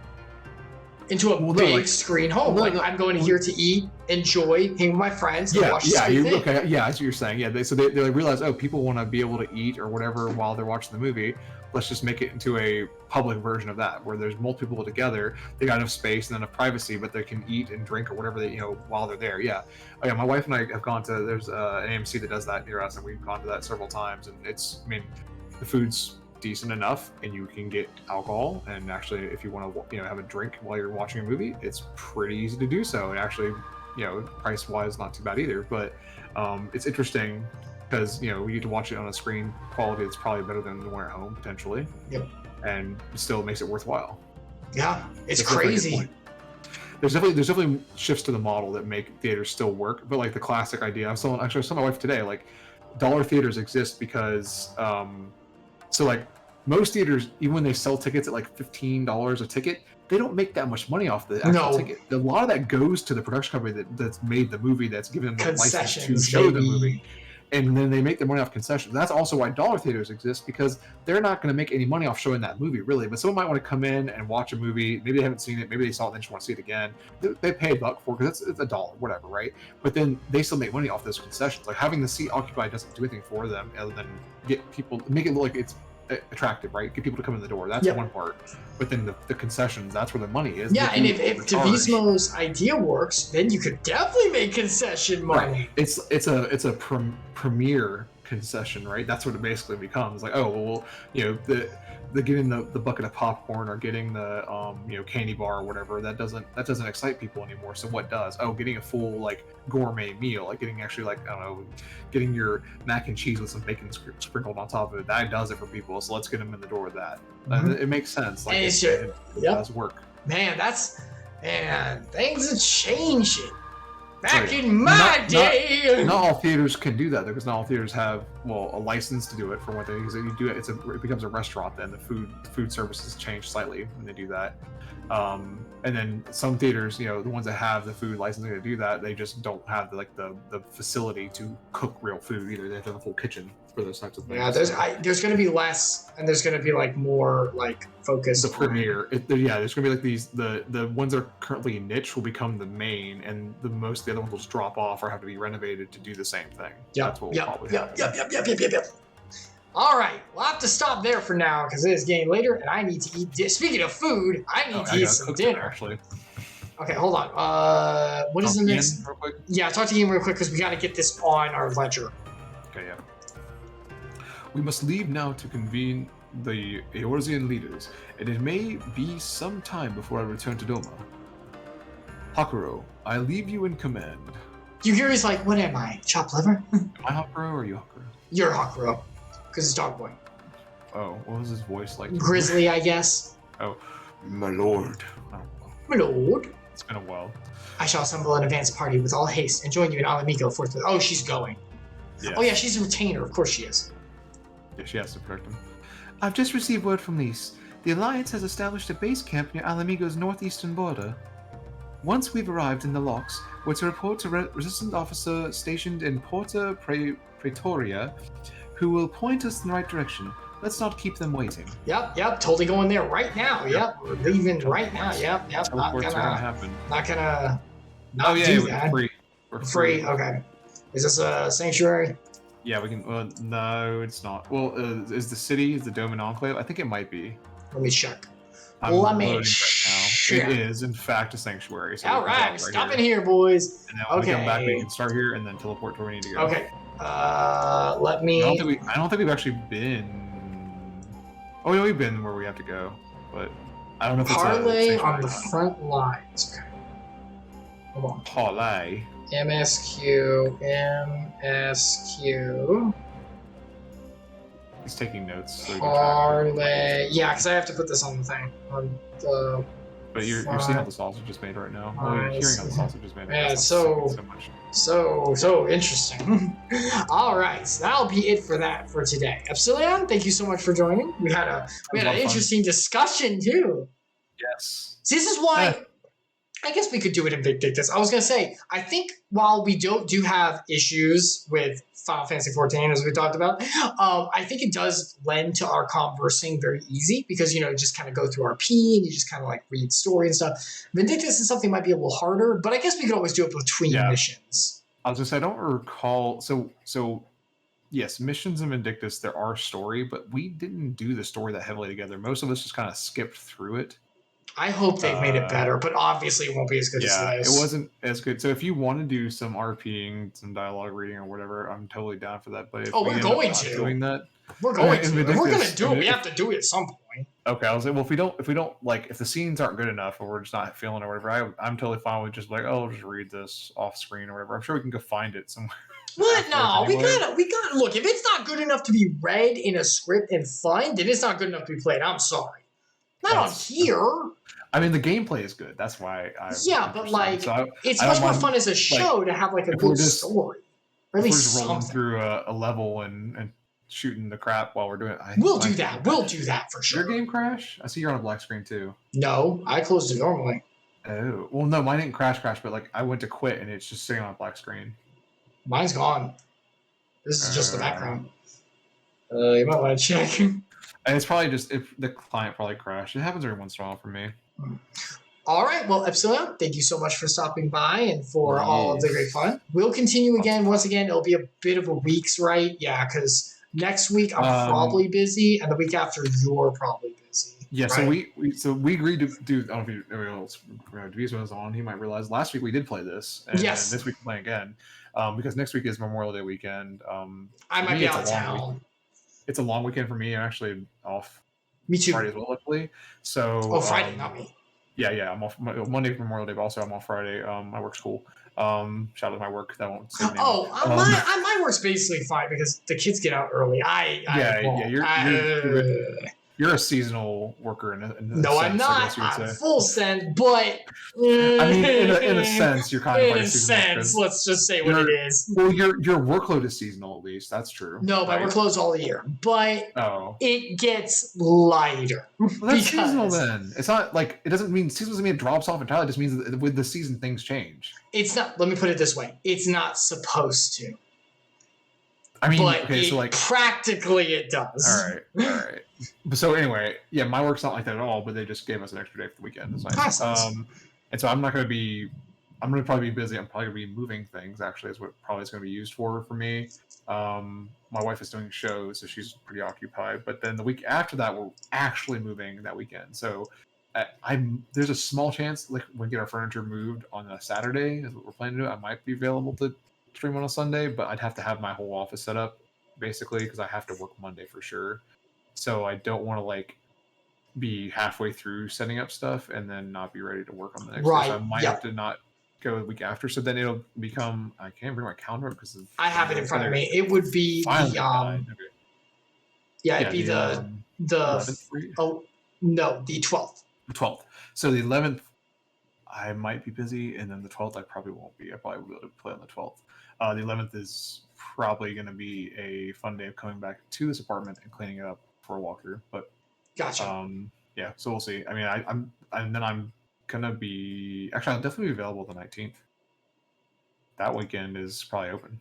So if we end up not, it might be the latest we'll do. It's probably gonna be the 12th and 19th. Might not be. Isn't that Father's Day? You are correct, sir. Yes, never mind. I'm not open that day either. Yep. So the 12th is like the one day we might have open. So it's going to be a little bit. 12th is a maybe, and then if it doesn't happen the 12th, we are pushing it out till July. Yeah, because we can't do the 26th because, Yep, and then the 3rd would be the day before 4th of July. And I don't know about you, but there might be family things happening on that Sunday. So yeah, we've got like one more and in upcoming. That's okay. Either we're gonna meet on the 12th and play something together, or you'll be solo streaming for a while until the 10th, and then I'll come back and play a game with you. Yep, which is okay because Kingdom Hearts Chronicles will be going on during that time, so it's not like we don't have stuff. When do you going. Start Chronicles? When is okay, so just a reminder. Let me. That's okay. It's on Twitter too if you need, but I'm going to pull it up because I want everyone to see it anyway because that's good. That thing that Elon Musk owns. You want me to look at that now? Yes, because that is where I post everything because it's easy. He doesn't own it. He's not going to probably buy it. Actually, it's the newest news. I'm surprised he wouldn't. All right, so well, here we go. I think he's retracting the offer because he actually didn't want it in the first place. I think it was like a power play. So here we go. On the Memorial Day, the 30th, and I do have to be up the 31st. Pretty decently early-ish, so I can't go super duper duper late. But on the 30th, May 30th, which is Memorial Day, we'll be doing 350 over 2 days. It's a 3-hour movie, like cutscene kind of stuff. And it is important because these characters are going to be important going forward. Then, Thursday, June 2nd, starting around 8 o'clock p.m. Eastern Time, will be the recap. We'll be doing the PowerPoint that I have created that is 160 plus slides going through everything from deep lore, all phone games, all the way through 350 over 2 days. Devismo, that's a candy stream, right? No. 350 over 2 days, we'll be eating dinner on stream while watching because it's a movie, so I can do that, and it's at 7:30, so I got to eat dinner. So I'll be eating dinner during 3 hours, 240 or something like that. Okay. I looked at it because I had to go through it on 2 times speed, basically, in order to make the PowerPoint because I had to get all the details. I forgot everything that happened. Honestly, most of the details I did not super need, and I will probably be cutting that part of the PowerPoint down in the future. But for this one, it's kind of important for 2, mostly, so whatever. Is this part of like a psychological study in some way? Is this part of your dissertation for your doctorate? Yeah, you could have. How are you putting this in? Because you were spending so many hours on this, like unbelievable amount of effort put into this. Look, this PowerPoint was not supposed to be that long, okay? I forgot all the stuff that happened, and Chain of Memories had a lot more important stuff we'll need later than I remembered. Gosh dang it, Chain of Memories. 350 over 2 days can be much smaller than I thought. I put in a lot because I was going literally tit for tat. I'll go back and shrink it next time for the last. It'll be fine. I'll probably shrink Chain of Memories a little bit too. Then on June 3rd, starting every Friday, June 3rd will be the first, starting at around 4:30 to 5:30. I can't guarantee when in there because that day I have to work, but I will get off early. And I can't guarantee every Friday because I just don't know. I won't have to work every Friday, but, it's a little up in the air-ish, with the exception of 2. 24th. The 24th and July 14th or something, because I'm going to be out of town. 15th. Every Friday will be Kingdom Hearts 2, and we should be able to get through it all the way into August. It should take us all the way until August, I think, because each one will be about 3 hours of gameplay, I'm thinking, just based on how things go. It could go a little longer, but usually what we'll do is I will go for around 3 hours, and then I'll take a break for lunch and dinner and stuff. And if later in the night I feel like coming back, there's something going on or whatever, I'll post maybe I'm coming back, or we'll go into Elden Ring or something. But it should be done by the end of August, but not the end of August, but like the beginning of August. Like, I don't think it'll take that long. We're not going to do everything extra, but we'll do a decent amount. I know 2, and 2's easy, if I'm going to be very honest. Of the 3 main games, it's probably the shortest, right? Gameplay, like the actual hours. Story-wise, it's longer, but it's actually the longest. But gameplay-wise, it's easiest. Okay. No, 3 is easier, but they worked up the difficulty. 3's DLC, on the other hand, and we'll get there when we get there. Okay. 1 is probably one of the hardest. I think if you it depends on what difficulty you play 1. If you play like the easy difficulty, actually no, Birth by Sleep on critical might be the hardest because 1 doesn't have critical. Yeah, that's true. Wait. 2 has critical, but it's not super hard. I don't remember. Sure 1 Final Mix doesn't have critical? It might. 1 Final Mix has a thing that I don't know much about. I didn't remember seeing it when I played, but there's a thing that says like Final Mix version, which might be akin to critical. I don't know. Whenever I played, it didn't show up, so I don't understand. I was playing Final Mix, so I don't get it. It might be a New Game Plus thing. Maybe, but my friend Sensei had it originally. Maybe he did. Maybe I missed it. I don't know. 1's weird, but 2 has critical. We'll do it. It's not hard. I know. Yeah, I might just do Proud to make it easier. I don't know. 2 is dumb with some of the systems. I don't know how much I want to fight with it. Yeah. God. You will hear the rant when we get there. I'm sure. 3? Oh, God, 3. 3 will be its own thing. I will tell you about it when we get there. 3 can kiss my butt with how they did difficulty. Are you gonna shift difficulty in 3? You can't. Oh, you can't? What you start with, you have to go in with, which makes it borked. I thought that one had shifting for some reason. I must be mixed up with another game. It sucks. Okay, we'll get there when we get there. Point is, 2 will be throughout the summer. We'll be able to finish it. It'll be fine. There's only a few things that are going to kill me now. Oh, what's her name? What is his name? Spear dude, multiple spear wind dude. I'm going to hate you so much. Also, a certain fight at the end. There's an organization member fight. Spoilers. That is not the end. This one's I don't want to spoil where it is. There is a fight that's going to be because it's always wind and spears. Wind is that? It's not on a bridge. You'll see it when we get there. Okay. Anyway, Epsilion, thank you so much. I will see you next time. It may be a little while, but I will be talking to you anyway because you know how that is. And you know, every so often, you know how we get to. Yeah, we'll still talk. Anyway, goodbye for now, dear friend. Thanks for having me. It was a lot of fun. Bye. Okay, hold on. Let me boop, boop, boop, boop. Okay, there we go. All right, let me change this over. My goodness. Okay, just chatting.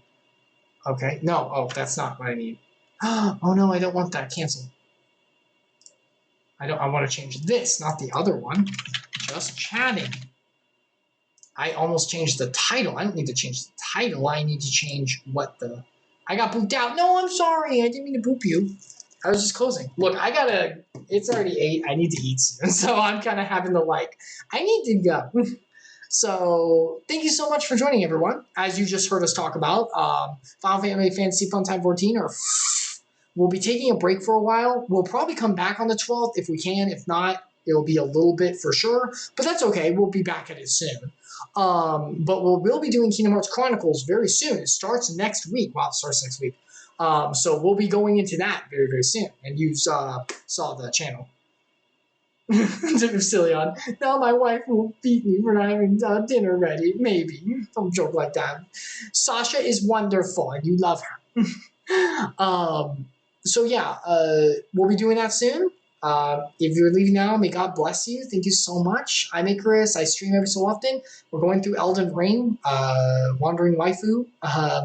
And we'll be doing that whenever I can. Don't know when, but at some point. That one's off schedule. But Kingdom Hearts Chronicles will be starting soon, so I'll be on schedule. But before we go, I am a believer of God's word, and I do like to share a little bit of that word every time at the end of our bigger scheduled dives. So today I kind of wanted to share a little bit, and we will be going into the story of Joseph once again. So last time we'll be going through the book of Genesis. I'm trying to go through all the Bible in chronological order if possible. That's going to get really difficult outside of Genesis, but I'm going to try. Okay, Epsilion, go ahead. I know you got to get stuff done, so I totally get it. Okay. Okay. So last time we were following Joseph. Joseph is part of the family of Israel, which is God's chosen people in family form because they haven't started to diversify yet.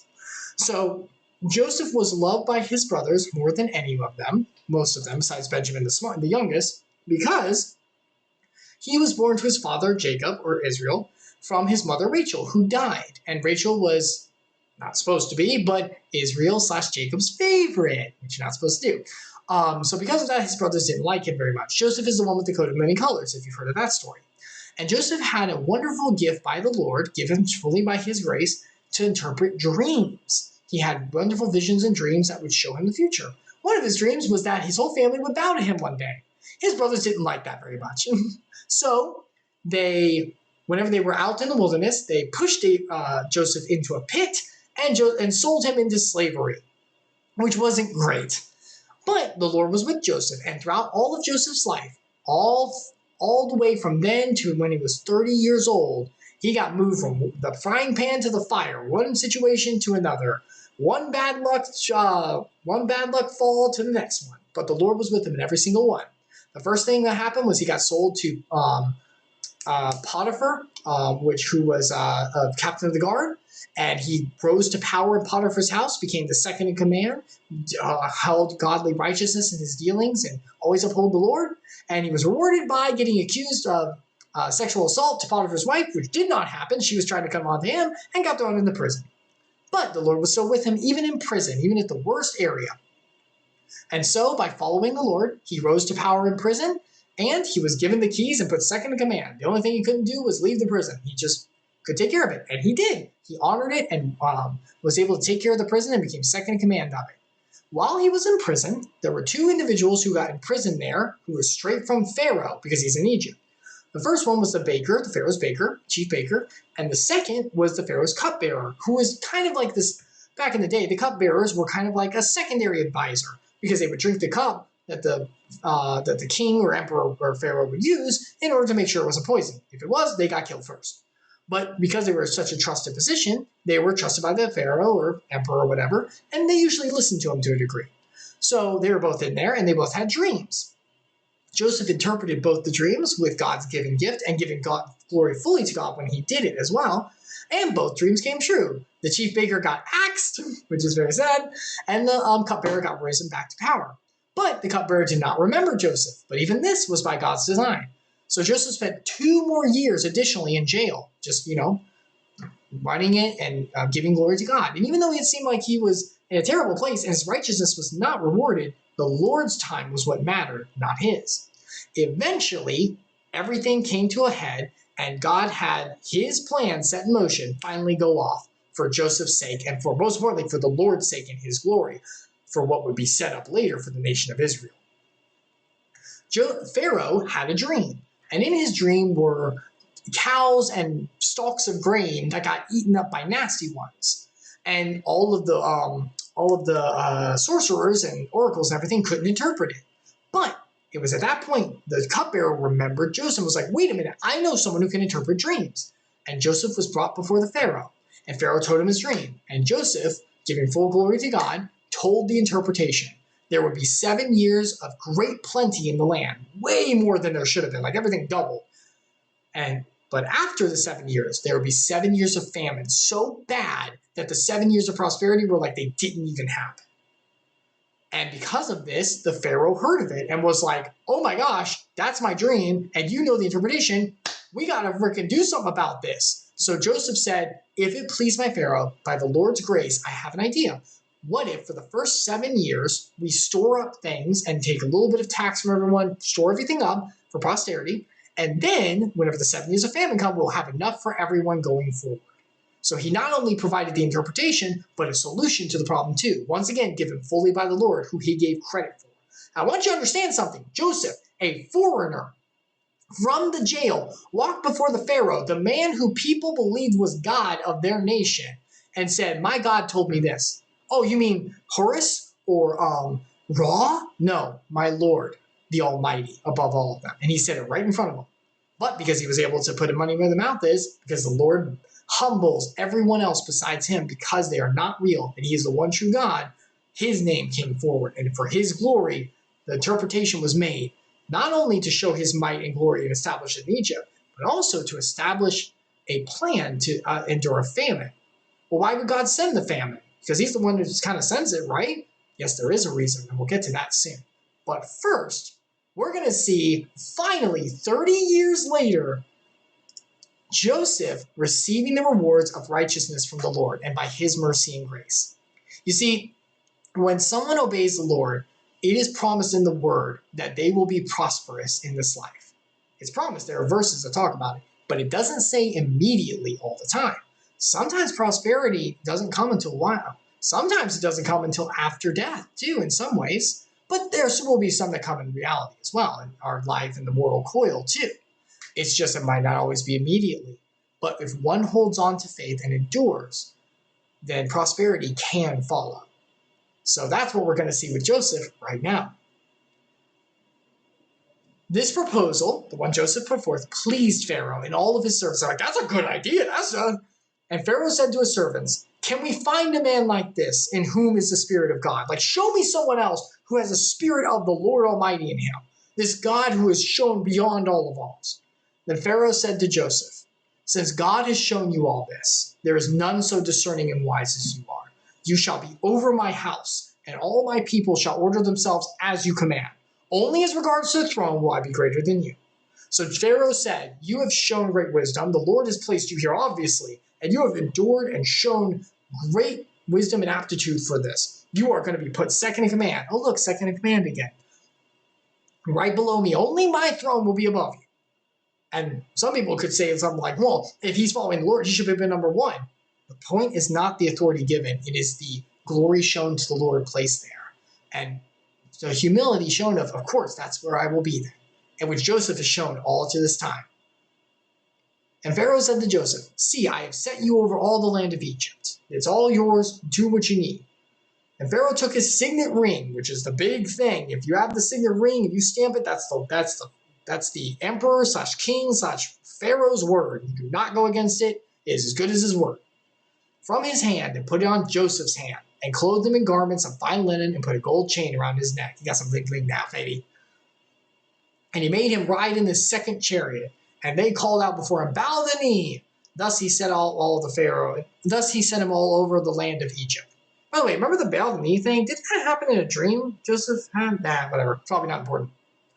Moreover, Pharaoh said to Joseph, "I am Pharaoh, and without your consent, no one shall lift up hand or foot in all the land of Egypt." It's like, you've got all command of this whole place. I trust you with my life, with my rule. You are underneath me, but barely. And Pharaoh called Joseph's name Zaphanath-Paneah. I have no idea. I'm sorry, I don't keep. And he gave, this is my favorite part, 30 years old, baby, 30 years old. And he gave him in marriage Asenath, the daughter of Potiphar, priest of On. So Joseph went out over the land of Egypt. He got a wife! Woo! Age of 30, had to wait till 30. Resisted Potiphar's wife and was rewarded for it by one of probably the most beautiful women in the land. Let's just be honest here. It's like a priest daughter thing, and it's straight from the Pharaoh. You know she's a hottie.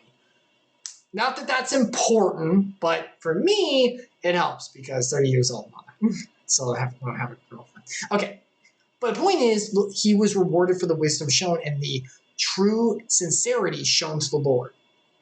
It may have taken 30 years, but the Lord rewarded Joseph for his righteousness, and most importantly, for his own glory, for the Lord's own glory. But look how the Lord's glory magnifies those who follow him. There's hope, yes, to be so. It is for the Lord's glory, make no mistake, that he acts upon will. It is not for us. And that's very important. I know it's like, well, that's a jealous. He is the Lord Almighty. But I am honestly glad he does because it works out for his glory, which in turn, look what it does for us. Because Joseph did not give in to Potiphar, who was Potiphar's wife, who was probably super hot too, and did not bemoan and whatever in the jail, because he continued to hold righteousness, the Lord was able to use him for a great way. He'd be able to use him anyway. The Lord can use anything. But because he was able to use him, Joseph is the one who prospered because of it. When one follows the Lord, it's not just you will follow who I am because of who I am, though that's true. Make no mistake of that. It also is for our benefit too. Look at how Joseph prospers because he waited on the Lord and I'm going to play the long game. I'm not going to take the instant gratification. I'm going to wait on you instead. And look at the reward he gave. To be so low, I love how you assume they're all super hot. Look, the Lord is not like, he made us. He knows what we like and who we are. I'm under no, falsity. No, it wouldn't matter. But I'm under no pretense that the Lord gave him, like a woman that was, not super pretty to him and stuff and nice to him and loving and all that. I guarantee you that they had a loving relationship. In fact, I can prove it. Joseph was 30 years old when he entered the service of Pharaoh the king and got married. And Joseph went out from the presence of Pharaoh and went through all the land of Egypt. During the 7 plentiful years, the earth produced abundantly. And he gathered up all the food of 7 years which occurred in the land of Egypt and put the food in the cities. He put in every city the food from the fields around it. And Joseph stored up grain in great abundance, like the sand of the sea, until he ceased to measure it, for it could not be measured. Thus the Lord gave him a dog of a woman. No. Although that does happen once, actually. Whoa, that does happen once with a prophet for a specific symbolic reason. That's funny. That actually technically happens once. For a symbolic reason for a prophet. I don't remember who it was. Oh my gosh, was it Nehemiah? Who had the unfaithful wife as a symbol of Israel to get to the Lord? Oh my gosh, I don't remember. We'll get there eventually. But this one's up. So Joseph followed through on the plan. He made good. He didn't just, all right, I'm second in command now, good luck. I did my duty to the Lord. No, he kept acting. All right, I'm going to do this duty. I'm going to do it right. Before the year of famine came, 2 sons were born to Joseph. Asenath, the daughter of Potiphar, priest of On, bore them to him. By the way, look, same person. One wolf, one woman, one man, together forever, until death. Joseph called the name of the firstborn Manasseh, for, he said, God has made me forget all of my hardship and all my father's house. He's basically saying, this son, I dedicate. A lot of times when you had a son or daughter, you would dedicate their name to like your gods or something like that, or like your life and say, he dedicated Manasseh's life to a name to the forgetting of troubles that he had. Look, Joseph identified, look, it was not easy during those 30 years. I had hardship. That sucked. Being sold off in slavery, then being accused, and thrown in jail, then being forgotten. Like, it sucked. He admits that, and it's okay to admit to that, and that things suck sometimes, but to give glory and honor to the Lord of, but you see me through, or you are seeing me through even during the hard time, and I will continue to honor you. And the name of the second called Ephraim, for God has made me fruitful in the land of my affliction. Devotional. Unless the Lord gave us a smoking hot chick with hotness on it. The big old booty. And then the preservation. Then the 7 years of plenty that occurred in the land of Egypt came to an end. Here's the important part. And the 7 years of famine began to come. So here they go, just as predicted. As Joseph had said, there was famine in all the lands, the entire land, the entire area around Egypt. So we're talking like North Africa, lower Europe kind of area, the old world, the Old Testament world, famine across the whole land, not just Egypt, so all of the nations around it too. But in the land of Egypt, there was bread. When all the land of Egypt was famished, the people cried to Pharaoh for bread. They're like, please, it's here, help. And Pharaoh said to the Egyptians, this is how much he trusts and how much prosperity Joseph was brought to because of the Lord. He said, go to Joseph. What he says to you, do. And that's not me passing off the buck. That's me being like, I trust that man. Go that man. He's in charge. And that is the Lord's plan for setting everything up. And Egypt became everyone's number one source for not dying. So when the famine had spread over all the land, Joseph opened all the storehouses and sold to the Egyptians, for the famine was severe in the land of Egypt. Moreover, all the earth came to Egypt to Joseph to buy grain, because the famine was severe over all the earth. The entire mass of lands around Egypt, it wasn't just Egypt, the entire area, all of the earth around that area, all the nations came to Egypt because of Joseph and because of the Lord's preservation through him. And because Joseph followed the Lord, he became the head of all of the nations, basically, because whoever holds the food holds the power. And it's like, I got it, let's go. And look, he wasn't corrupted by it.